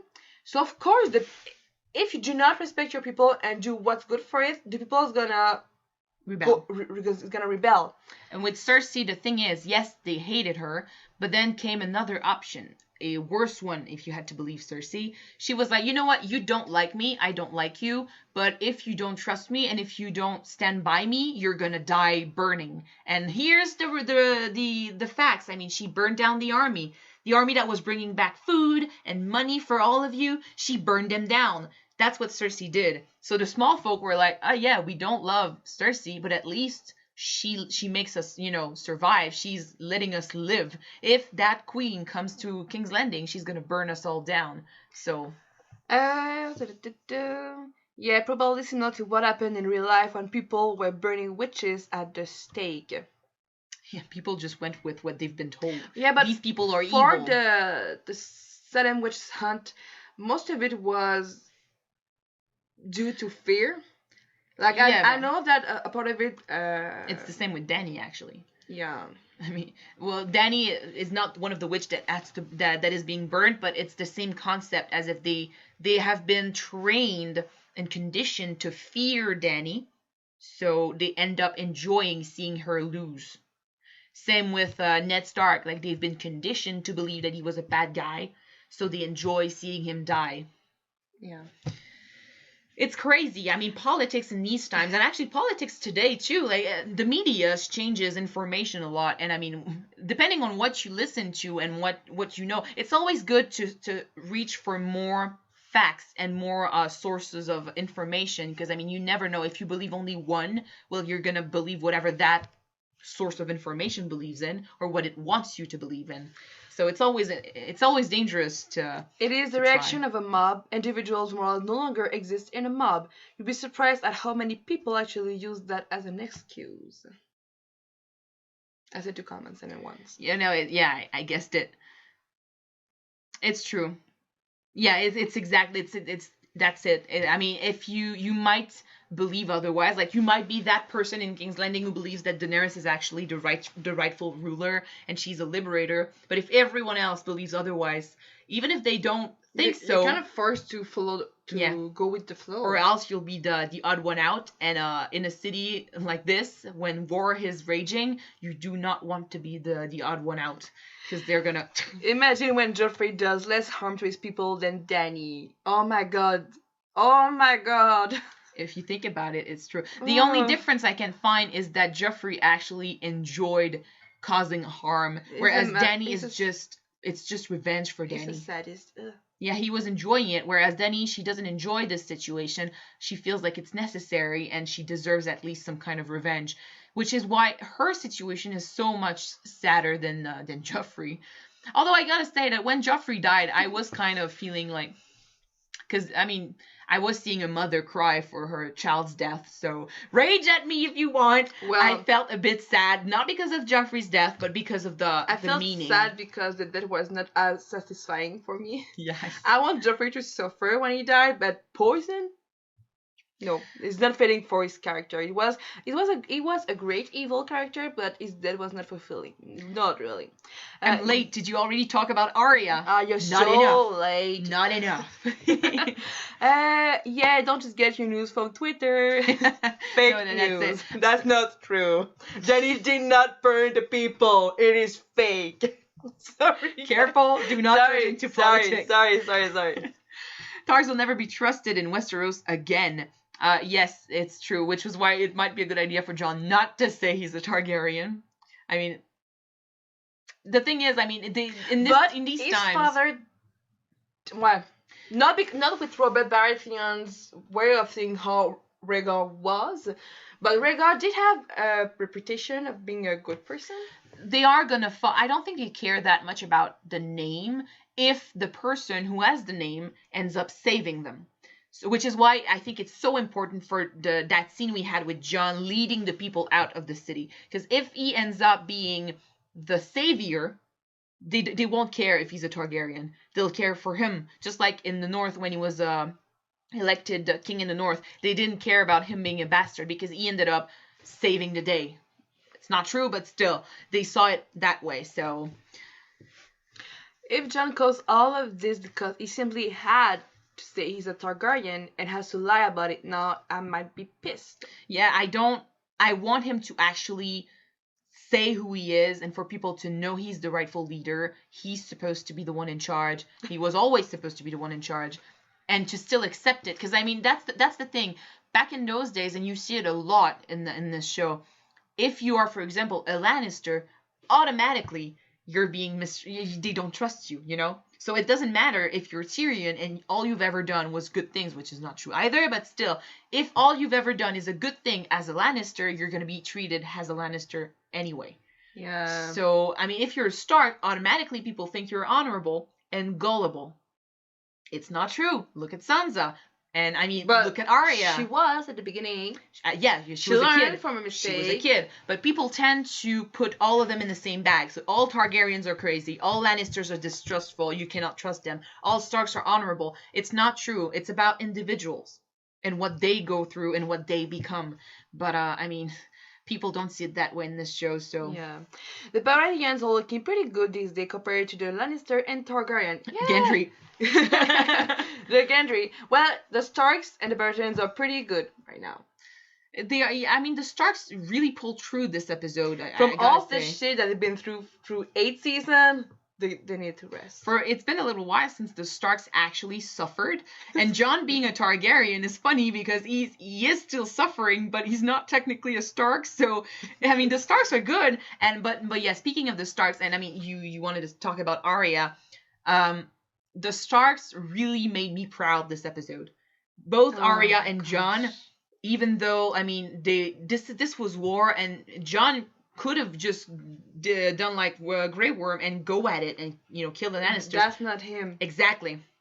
He still tried to, you know, stop his men, and even though they weren't listening, I mean, he killed the people that went to kill him, like, he stopped them, but he killed one of his men in order to protect someone from King's Landing, so he tried to do the right thing, and in the end, he ended up leading his men as well as the people from King's Landing out of the city. Just like Arya, who was awesome, in the middle of all this chaos, she could have hid. She could have, you know, become that little girl that we remember, because that's a territory that she doesn't know. This is complete destruction, and how do you kill rocks falling on you? You don't. But still, she stood up, she went to the survivors, even though they were from King's Landing, and we know she hates King's Landing, and she tried to make them, you know, rise themselves and tried to save them. So that was, I round of applause for the Starks here. They really did a great job last episode. Yeah.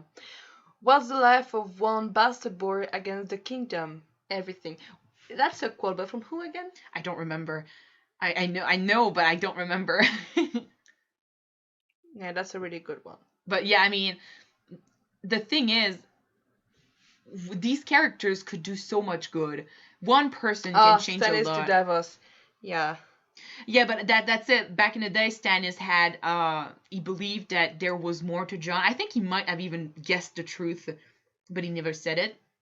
And the thing with Jon is that even though he believes he's not, you know, anything, and people around him and ends up, you know, looking at him as, oh, he's the one who bent the knee to Daenerys Targaryen, so they don't really see him as this guy who could change everyone. He can do so much good if he tries. It was Stannis about Gendry, I guess, not about Jon. And we're still talking about Jon. But Jon could do so much, even though people see him as nothing. Gendry, it's true. The quote was about Gendry when he was about to be killed by Melisandre. It's true. Now I remember. That quote by itself means something else. But I mean, you don't know what these people could do in the future. They could be the right person to save the realm.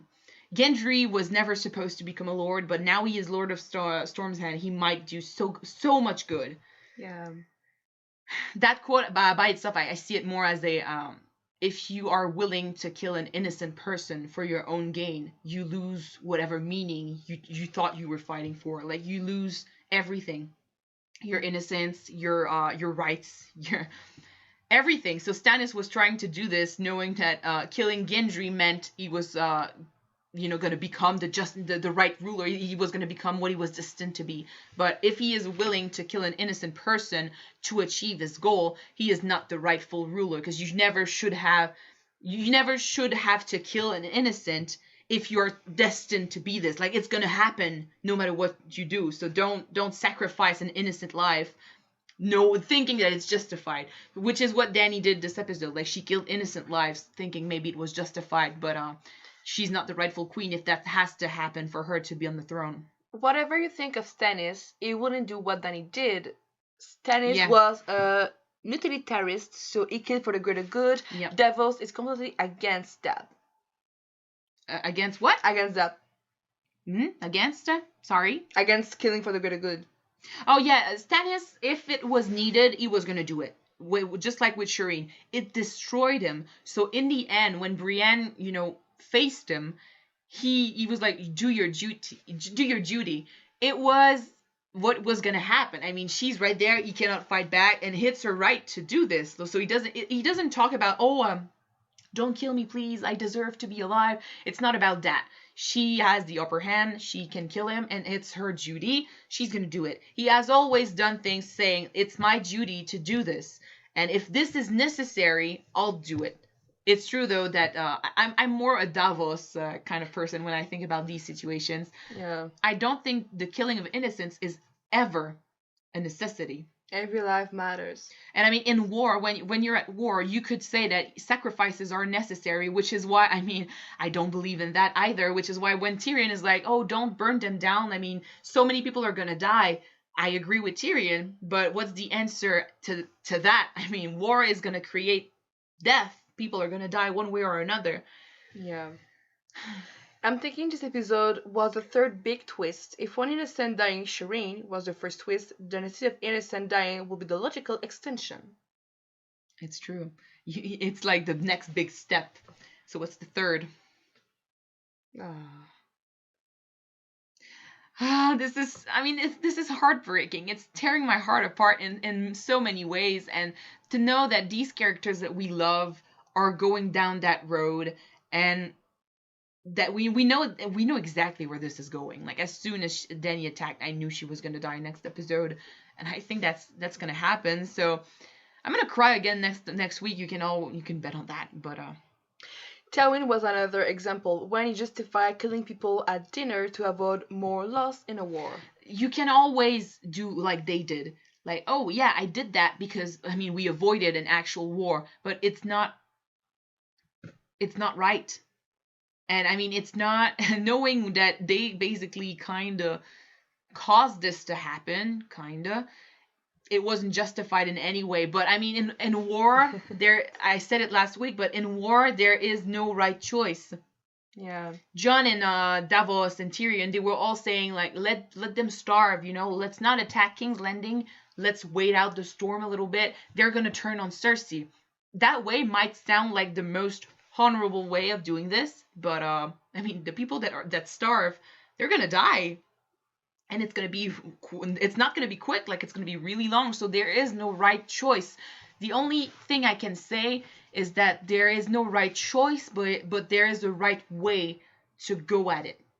Like, if you have to make a wrong choice, like if you have to go with the hard choice, but you feel bad about it, at least you're still a good person deep down.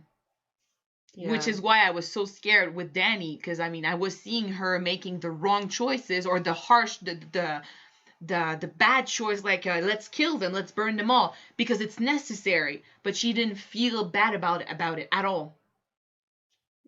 Just like Stannis back in the day, like, oh, I'll kill my daughter because it's necessary. But he was trying to act like it didn't faze him, like he didn't even blink. So he kind of lost his humanity there. Davos, the greatest smuggler, managed to get Cersei and Joanny out. You get out? You get out? Jaime. Yeah. Well, they didn't really get out. They ended up dying in the rubble. Davos is still alive, and he was kind of stuck with Jon in the streets, but he could have tried, but I don't think he would have accepted to smuggle Cersei out.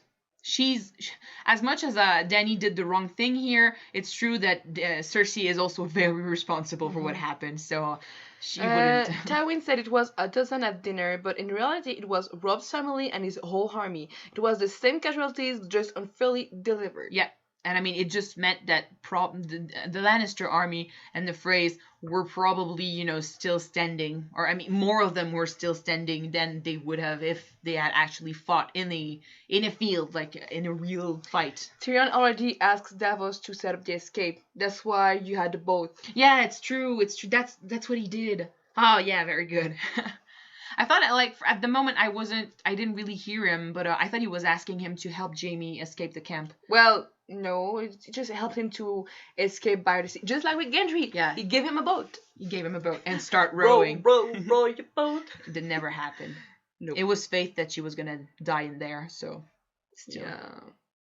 Euron is terrible, but I was kind of happy for him because he got to kill Jaime Lannister. I think he was happy in the end. My goal is fulfilled. No, but this guy has always been about achieving great things or being seen as this badass fighter. So to die killing Jaime Lannister, that made him happy. So I don't like the way they portrayed it. Like, he could have been so much more in this show, and I was kind of let down a little bit with his character. But the way he ended up dying, I felt horrible because I love Jaime, so that was bad. But him dying with a smile on his face because he got to take down Jaime Lannister, I think that's all he ever wanted. I think he should have died laughing. That's almost what he did. In a crazy way. Jaime rowing with one hand would just be a circle anyway. Yeah, just like his character development, guys. That's a good one. But still. Drogon, yeah, and at the end he got killed by the rebels, but I think where he stabbed him, I mean, he would have died in the boat rowing if he hadn't made it out. He would have ended up losing too much blood. So he was a dying man anyway. He was really mad, but he killed a dragon, killed Jaime, and effing the queen. If you did the bad parts out, it's a story worth telling. And I mean, that's probably how people are gonna... That's a man who went far. That's probably how people are gonna remember Euron. You F the queen. No, but you F the queen. You kill Jaime. You kill the dragon. No, You're a great man. To be honest, in history, that's always what happens. Like, people forget about the little things or how horrible someone was. Biggest thing that people achieve. Yeah, and I mean, depending on what kind of song is being sang about Euron, people might eventually remember him as a great warrior and who did the right thing. Oh my gosh! Based on all I ever wanted, playing in the background for Euron. All I ever wanted was to see you smiling. Oh, that brings me back. These old songs. I love Bass Hunter. No witness though. Oh, that's true. But unless they know that he was the one, well, they're gonna know he killed the dragon. But I don't know if he said out loud to anyone else that he was alone with Jaime. Nobody will know that he fucked the queen. He stabbed him killing Jaime, no one knows. No, I think people are gonna know that he F the queen. Yeah, him. Yeah, I think he's screaming on the tower. I F the queen. No, but yeah, I don't know if he told anyone about Cersei, but that one might be known. No, they are witness, Bran. Why would he tell that story? No. Well, Euron fucked the queen. It was beautiful. Sorry. Okay. Stop. Oh my gosh. All right, we're back. I have a feeling that Bran will have a last vision in the final episode. I miss those visions. Yes, I miss them too. Maybe that's the way we're going to see the future.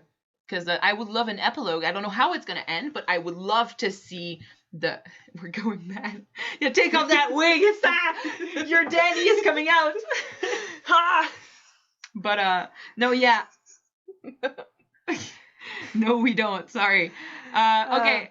No, yeah. So Brands is having another last vision. Could be nice if it allows us to see way later in the show and not the way he used to see it. You know, not in flashes, but maybe if we take the time to actually see, like, I don't know if some characters are going to end up marrying or having kids or something, but I would love a flash of that. Oh, that'd be great. That'd be great. Yeah. New saying, going Danny on them. Oh, no. That's so sad, though. Like, I've never wanted for Danny to become this. But it is true, though, that the greatest villain is I heard the Quidditch villain. The greatest. The greatest villains is a villain that has a deeper meaning to their purpose.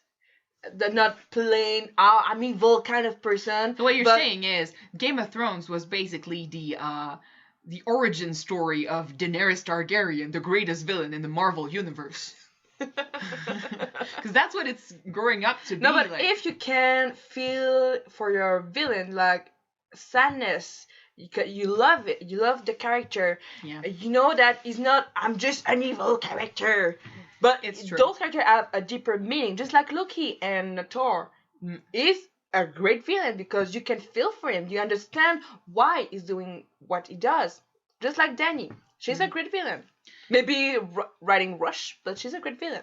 She became a villain in a rushed way. Yeah. But it's true that, I mean, a great villain is a villain who can justify his actions, and a villain who can make us try to justify his actions. Like, if a villain does some stuff and you're like, yeah, but he's kind of right, that's a good villain. And in Game of Thrones, the thing is, there is no hero and there is no villain. There is only players in this game. I mean, some characters act like heroes and some act like villains, like Jon Snow, like Joffrey, like Ramsay. For a while, I thought Dany might have been like Jon too, but now we can see that everyone has the potential for madness. Everyone has the potential to go bad. Cersei kills all the Starbucks in King's Landing, so there was no choice but fire and blood. That's the reason. She wanted that latte. We wanted to have a cup. We might get one for the finale if we think about it. Cups I would everywhere. love to have like Cups a everywhere. Starbucks Hey, cup. by the way, I've seen her. I've seen this in the background. It's like a holy grail in the background, like the Saint Grail or something. We can cover him up. No, it's good. It's nice. Let that up. It's nice. Okay. Should I feel sorry about Drogon? His mom just forced him to kill 1 million people. He didn't even get to eat people for lunch. Yeah, that's what when you first read your comment, I was like, yeah, but he would have eaten them anyway. And then, he didn't have anyone to eat for lunch. Yeah, you're right. They all burned down. No snacks. I mean, bad mummy there. Bad mummy. I don't know what's gonna happen to Drogon if Dany dies. Is he gonna go like berserk? Is he just gonna follow Jon? You're trying to rap now?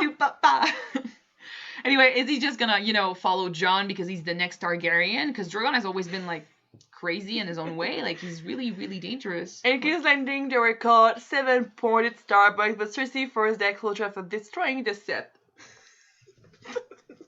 The history of the Starbucks cup. This could be like a side story. This is so great. Like even if it was a mistake, and it's kind of cheap how a show that has such such a great means, like they have so much money and so many people working on it. So why did they not notice a cup this huge? It's an honest mistake. I know, but okay. Mistakes like this make the show. Yeah. That's why we talk about it. That's why it's so funny. He probably ate Varys after cooking him. Oh yes. Sashimi. No, but I don't think there was anything left of theirs. Oh my god, Varys. Shish kebab Varys. Oh, great stuff. Varys doesn't look that tasty. I don't think there was anything left of him. Yeah, to be honest, he probably is just ash. Some barbecue, that'd be nice. Poor Drogon. Oh my, stop talking about food, guys. I'm becoming hungry. Drogon will go to the north to play with his cousin Ghost. Oh, that would be cute. How would that work, though? Ghost! No! He would kill Ghost! They're gonna play hide and seek. Ghost gonna hide in the snow. Yeah, Ghost is gonna win then. Yeah. Tastes like fish if the book theories are true. It's true that he smells funny too. Like he would he smells like a lot of We're talking about Varys? Varys, and not Ghost. Ghost doesn't wear perfume. But apparently Varys wears a shit ton of perfume, and he's kind of I mean, he dresses nice, but the air around him feels weird, smells weird, and probably tastes weird. He probably tastes like fish if the book stories are true. Mermaid. I think Varys is high in. Maybe. I mean, I don't know. So I was right. Some very sushi. Stop with the sushi references. I want to eat sushi. I'm trying to see if we missed another comment. Add Omega 3. We just had fire ice next episode. Oh, that's a good way of saying this. Because I mean, Dany has to go down, and she had her moment. We need to put some cold on our burns. Yeah, the Starks are gonna do Bran their job should now. become king. I don't think that would be a good thing because Bran doesn't. He's not. He cannot care. Yeah, that's it. He anymore. doesn't care. He's a watcher. And I mean, a good ruler should care for his people. Like, he should try, or she, the ruler should try to make life better for these followers, for the small folks and stuff. And to do that, you need empathy. You need to feel for them. Bran cannot do that. So it would be a good, like, I was about to say maester, but I mean, the maesters also, help with healing and stuff, and a good maester should be able to feel as well. Mm-hmm. But he would be a good master of whisperers. Not sushi after Drogon got through with him. Oh, great barbecue though. Did you guys see the preview? I've seen the preview. For next episode? Yeah, I've seen it too. They don't show much, but no, but damn. I've seen Dany walking with army all on each side of her, and she looks like a dictator. And it looks like there is movement in front of her. So I don't know if these are survivors. And I've seen Jon on the side and see Arya coming and through the crowd too. Yeah, so it's gonna be a killer. The new sorry, the new music they created for Dany, like when Euron was waiting for the dragons and we heard it, it's like a very low trumpet or something, like so sinister. It was so terrifying, and we heard it in the entire preview, and it gave me chills. Just to associate that song with Dany, it means a lot. And it's like it's a slow version of her fighting team. You know, when they drop the beat. Yeah. Not when the drip. No, but when the dragons attack, you have that. But you take that, you make it a lot slower, and you've got that loud, that doom atmosphere. Exactly. Yeah. Oh, and we had a new meaning for the mountains. And when the sun rises in the west and sets in the east, when the sea go dry and mountains blow in the wind like leaves. Caitlin, she did destroy a lot of things. She's responsible for the ashes. I like the pulsing sound. Oh my god, pulsing sound when you want to look like a heavy atmosphere, like something big is gonna happen, something terrible. Because it kind of recreates the sounds you get when your heart is beating really fast, and it's kind of you can hear it almost like that. And usually that feeling happens when you're feeling stressed out, or when you're you're in distress. So it kind of creates these emotions in us again, and it's so good. Will you two react to the 2-hour making of the 8th season they are releasing a week after the last episode? It's about the all of the seasons, not just the last one. I'm gonna watch it for sure. I think it's just about season 8 because I think I saw a glimpse of something on the internet, like a few BDS when they talk about how they did episode 3, how they did episode 2 or 4. If it's about just season 8, I don't care. I still enjoy making ofs. Making ofs are what made me love cinema. As a business. Cinematography and stuff. I used to watch like making ofs of Titanic when I was a kid. Oh my god, that was so interesting. That was so good. I remember, I don't know if you've seen it, guys, but I remember one of the part of the making of, they showed us how they did the scene where all the doors are bursting through with waters, and they create a small hallway and a really small camera, and they, what? I'm passionate about it. I didn't judge. So they showed us how they filmed that scene, and after, I've always been captivated by it. How they do miniatures and stuff. Miniatures and movie are like batshit crazy when you think about it. If you're passionate about cinematography, making ofs are amazing, and I think it might be great to see the actors' take on what happened this season, but their actual take, like them being on set and just living their day. So we're a huge fan of making ofs. If we're gonna do a reaction to it, I don't know. If it's so long, I don't know how to edit it. We'll see. I might, 2 hours of making up. Yeah, What are we gonna talk about? I might make. I'll probably do a poll on YouTube or something. Even maybe Patreon. See if people are interested. But we'll watch it for sure. If we're gonna film it, I don't know yet. D&D last week, Danny forgot about the Iron Fleet. D&D this week, Danny forgot about her entire sense of morality and goodness. D&D this season, no more was for us. D&D next week, Danny forgot about the consequence of her actions. This one is actually true. D&D last week, Danny can't forget about her Starbucks cup of tea. The thing is, she didn't actually forget about any of that. Because, I mean, Iron Fleet, she got reminded of the Iron Fleet by Varys when they were talking strategy. So, I mean, at this point, it's like the showrunners just don't know what they're talking about. Because, I mean, she kind of forgot about the Iron Fleet. Oh, we're gonna attack King's Landing, but there's the Iron Fleet. We're gonna attack King's Landing. Talk to the hand. The Iron Fleet? What is that? I don't know. I'm gonna attack anyway. Varys on the boat. Don't forget about the Iron Fleet. The what? Good evening. Hello. Just watched a making of today of an older film, and making. It's always funny starting to know how some things are made. And I mean, even when we do videos, and after that, I get to talk about it with people, and I'm like, see, we did this with that because we don't have the money to make these huge things, so we end up using our brains and creativity. There you go. Yeah. To make these things, and on camera it looks so great, and the feeling that you managed to do something cool with almost nothing. It's the best. So when you see huge movies making ofs and you see how they did this and you see that there's not much differences. Creativity. Exactly. It comes down to creativity, and this is just so good. Anyway. It was a film with a ton of extra and so much choreography. It was unreal. Which movie was it? Yeah, which one? Can you just write it down, please? Because I want to know what it was. Making of Braveheart.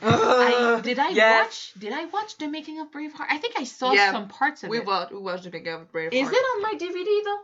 Of course it is. Where is it? I told you we watched it. Braveheart! Do I have the making of on this? I probably do. Yes, I do. Aside from Dany, who would be the worst person to be on the throne from the main characters for both of you? What? Aside from Dany, who would be the worst choice to be on the rest of the Iron Throne? The worst? Yeah. The worst. The worst. There's not much choices. You got Jon, good choice. You got Sansa. Okay. Sansa is a good choice because from what I've seen with people with Winterfell, she's gonna do the same thing. Sansa would be a good choice. On a greater level. Yes. Bran is the worst. Bran is not a good choice. No, not a good choice. Tyrion could work if he wasn't a dwarf. Unfortunately, that is the truth. As sad as it is, people will make fun of him more than follow him. But Bran is not a good choice because he doesn't care. Arya wouldn't be a good choice because, yes, she cares, but she cares about her family.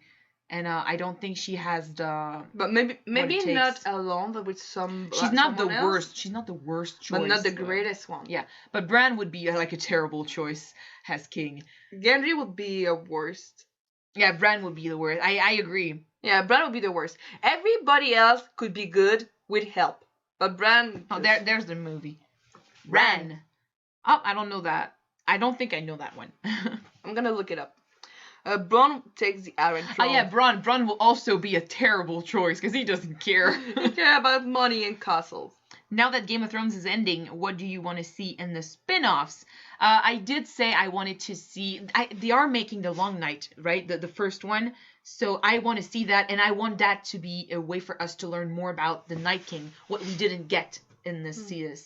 Pretty much everything. Yeah. Bran will be neutral. Anyone else will be either good or bad. But there is something bad about being neutral when you need to take a position and as a ruler. Because you cannot be neutral and everything. You need to take position on something. You need empathy in order to rule over the people. I mean, when you're casting judgment for someone who did a crime, you need that empathy, or else you're just gonna judge everyone as guilty because they did something wrong. So being neutral, they see. Okay. What? I'm gonna look it up. Bran, it's a Japanese film that's an adaptation of King Lear by Shakespeare. It takes the story and set it in feudal Japan. It has some amazing shots. I'm gonna look it up. Right? Yeah, me too. Because I love Japanese movies.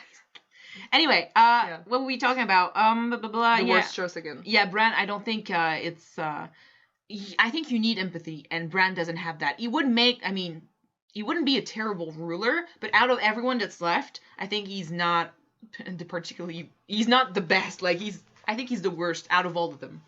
But Davos would be good. I think that Sam wouldn't be a great ruler.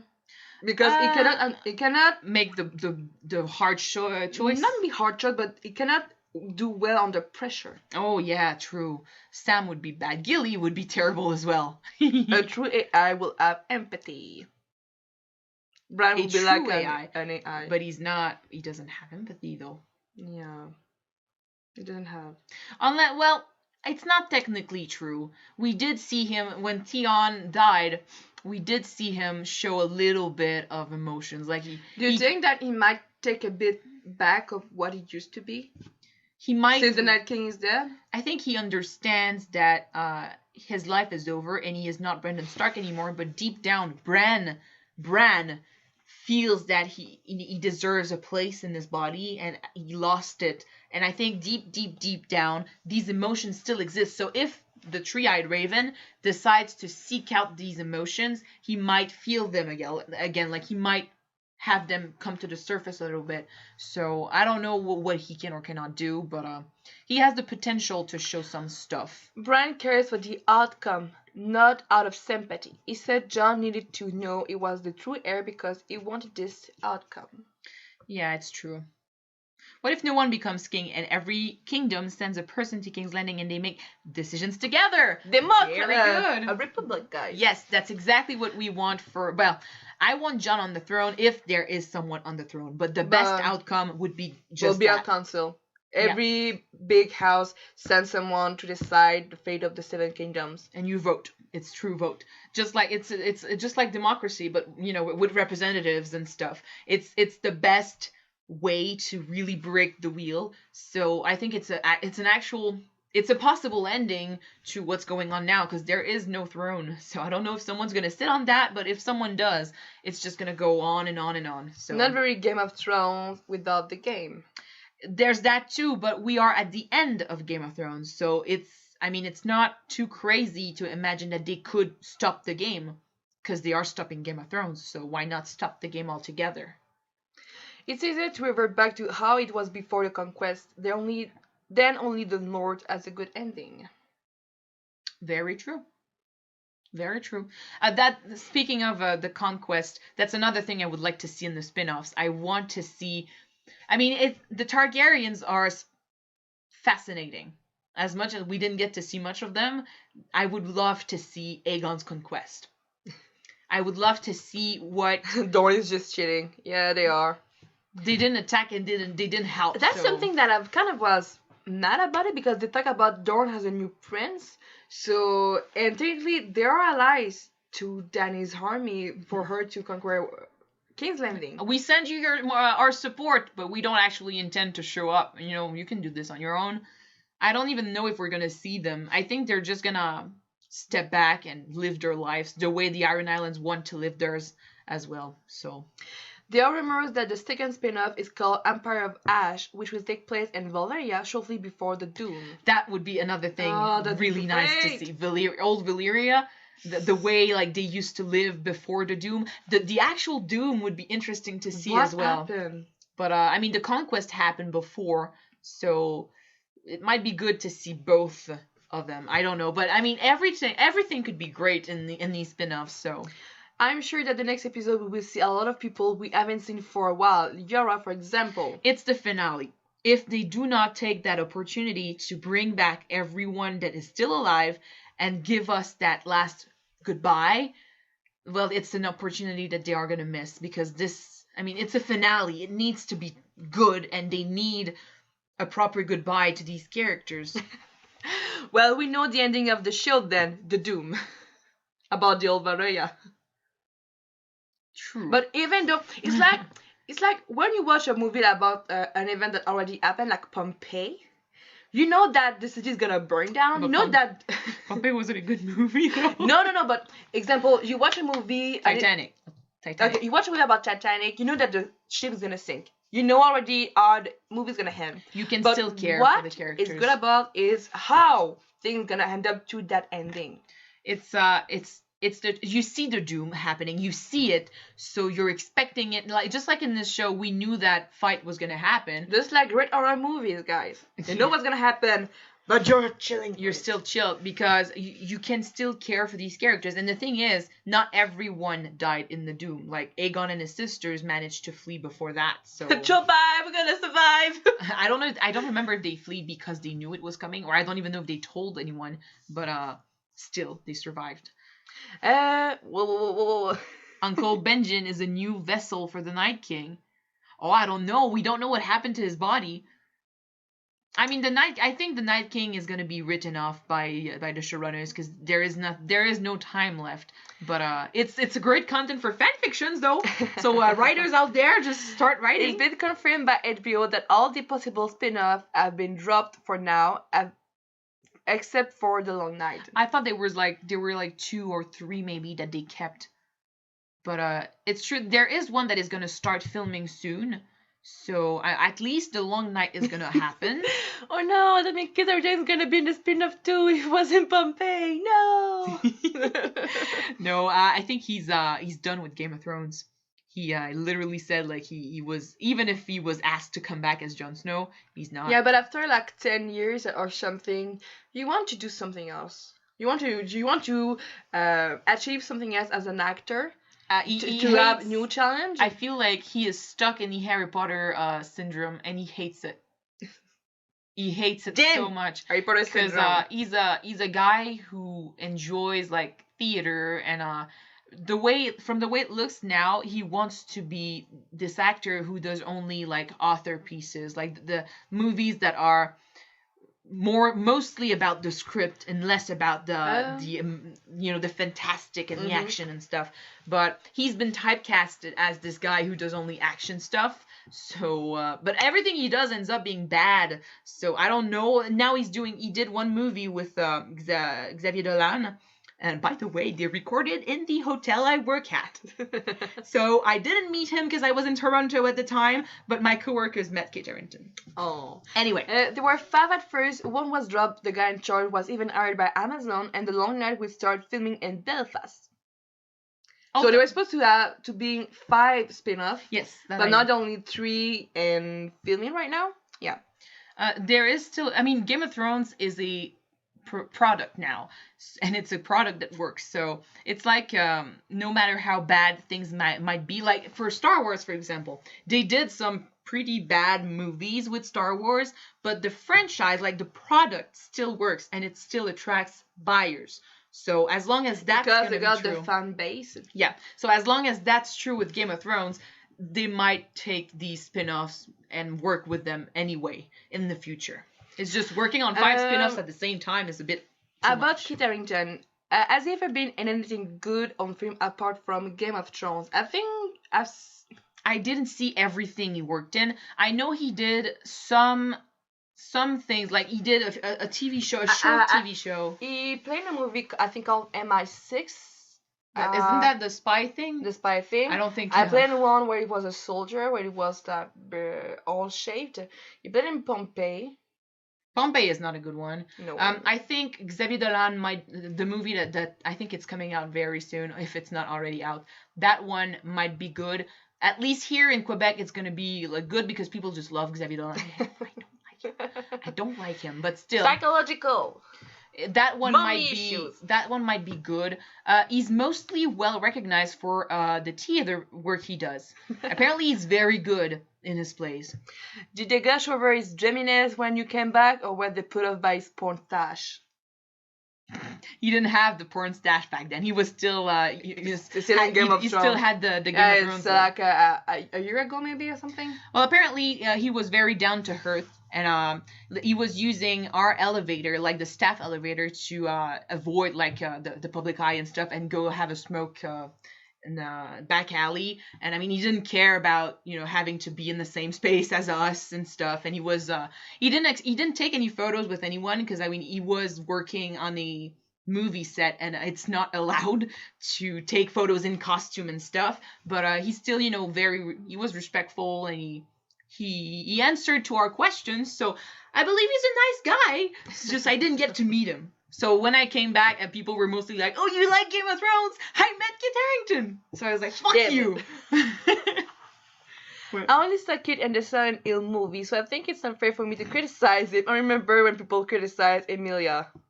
Well, like I said, the first time that I seen Emilia play was in Game of Thrones, and I felt that her acting was pretty good because it fit the character.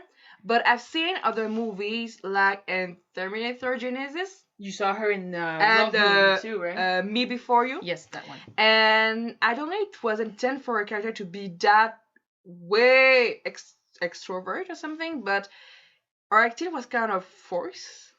Because she's so a bubbly person, and I love her as a person because she's funny to watch and she's funny to listen, and she seems so nice. But her character, beside of Game of Thrones, is kind of really odd to watch every time. Honestly, to me, a good actor is someone that when you see him on screen, you forget the actor. You just see the character, and if the actor is capable of bringing that character places, it's a good job. In this way, I can say that both Emilia and oh God, Kit, the Silent Hill movie. Yeah, that was a terrible movie. Yeah, the second one back in the day never happened. I didn't know Kit when we watched that movie, and yeah, so me neither. When I remembered that he was the one playing, like it played on TV, and I just saw a glimpse of him, and I was like, "What? That's awful." But Sean Bean was in that movie too, so I mean, you cannot.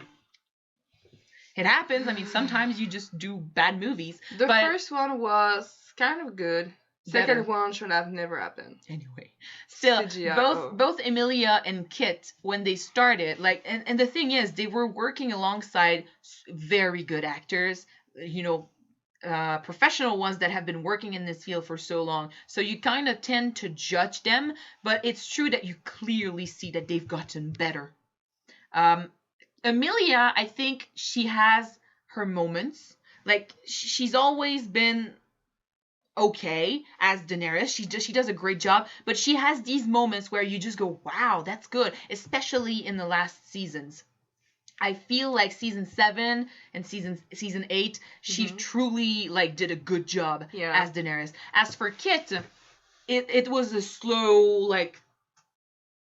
He got good, he got better slowly. But then sometimes there are stuff he still cannot do. Like, for example, he was terrible when he did that the scene where he burnt Ygritte. Like, he walks away and it's just, he cannot get to that level of emotion. Whereas you've got Maisie Williams, you've got Sophie Turner. Eventually, you got Lena, you've got all the others. They managed to bring that emotion. He never managed to do it. But then in the latest seasons, he doesn't really need that. Like, he gets it. So he's terrifying. He's so good in the action scenes. But when it gets emotional, it's where it gets tricky, which is why I don't want to judge his acting till I see the Xavier Dolan movie, because in that one, it's not going to be action at all. It's just emotions. So we'll find out if he's actually good in that one. I think all the best actors are all dead. Stephen Dillane for Stannis, Charles Dance for Tywin, Sean Bean for Ned, Mark Addy for King Rob. Yeah. Now Lena Headey for Cersei. They were the most seasoned actors we had. Like, they are used to this job, which is why I think we notice more the others, because that's their first big role, and for some of them it's their first role point. Yeah. So that's their first role ever, and we actually get to see them trying to become better. And some of them have it right away. Like, Maisie Williams has been very good from the start, and she's a kid. That was her first role. Yeah, and so she did very good. Sophie Turner was horrible. Well, she managed to do, like, Sansa's naivete, yeah, and weirdness. And I mean, she was annoying a little bit in the first seasons, But then she got a lot better and better and better, and she's a wonderful Sansa. Now you see her in X-Men, you might not think so. So it depends on what type of roles they land, and I think they just need practice, because I think Kit, Sophie, Emilia, they all have the potential to be good actors. They just need to practice.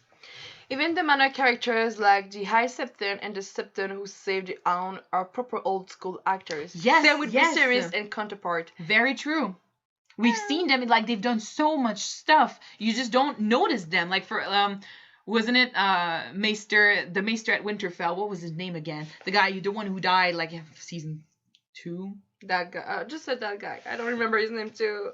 I don't remember. That's like so far in my head. Lewin or something? Master Lewin, there you go.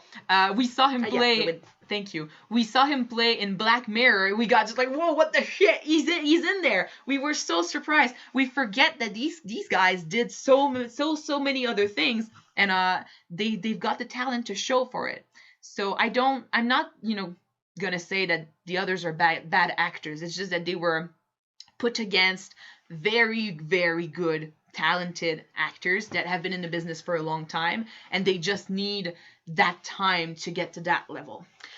Lena is amazing, and it's sad that she has 0 Emmys. Well, just like Leonardo DiCaprio, she might get there one day. Well, she didn't even get a nomination, so maybe she will get one for that last episode. She was wonderful in that one. If they get the attention that it needs for them to be nominated. The attention they deserve. They don't deserve it. Oh. Not this season, at least. The guy who played Viserys did a great job too. Such a scummy character. I really love how he played a character. He was awesome. I mean, the thing is, when an actor manages to make you hate him this much. Yeah, just like the actor who played Joffrey. Oh, he was good. So good. Even I cannot pronounce his name. Ramsay. All these 3. Euron, is that it? Anyway, Joffrey, Ramsay, and Viserys. All the 3.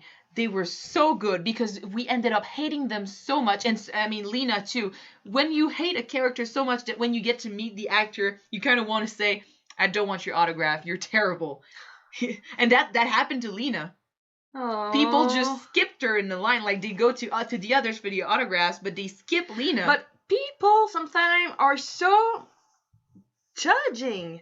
Like, they're gonna see a character in TV and come, "Oh my god, you're so a bad character. I don't love you." But it means she did her job. Yeah, she did her job. But then people need to put aside the character and the actor. Hate the character, but love the actor for his job. Exactly. It's like, I remember back in 1950s or sometime in Quebec, they did a movie of a true story, like Aurore, the murder child, and the first movie, not the remake they did in 2000-ish, and well, it happened in this one too. No, the Hélène Guénin received rocks. The actress who played the stepmother, she received basically rocks the were movie thrown at her because people thought that she was really evil. The movie is about a stepmom who beats up her new husband's children because she doesn't want them to be there and stuff. She just puts this little girl through so much, and it's true. The actress who played the stepmother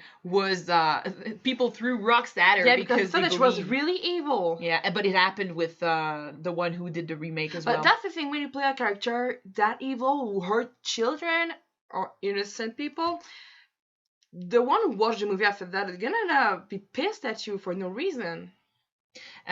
Sorry, I just saw earlier that Lena, she's had a career for a while now. True, I saw her recently in a movie with Norman Reedus. Yeah. I loved her in that movie. The movie was great. I don't remember the title of that movie, but it's about like them trying to do an experiment for school, and they start, spreading rumors. They start sending rumors out in the open, and they try to see the impact of these rumors on the people, but it turns into something way too big for them to handle. So basically they end up proving their theory, but I mean the movie ends up tragic. So I mean it's a good movie. I don't think it was gossip.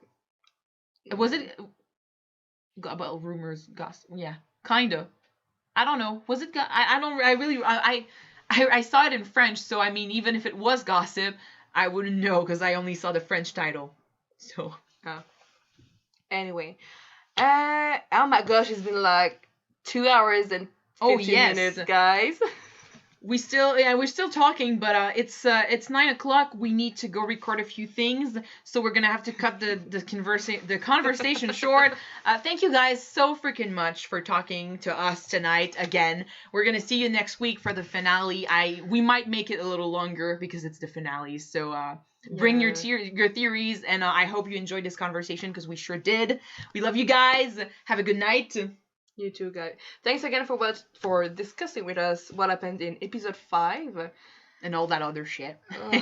My gosh, the feels. Yes. So thank you. Have a good night. Bye. Thanks again, guys. Where's my? There it is.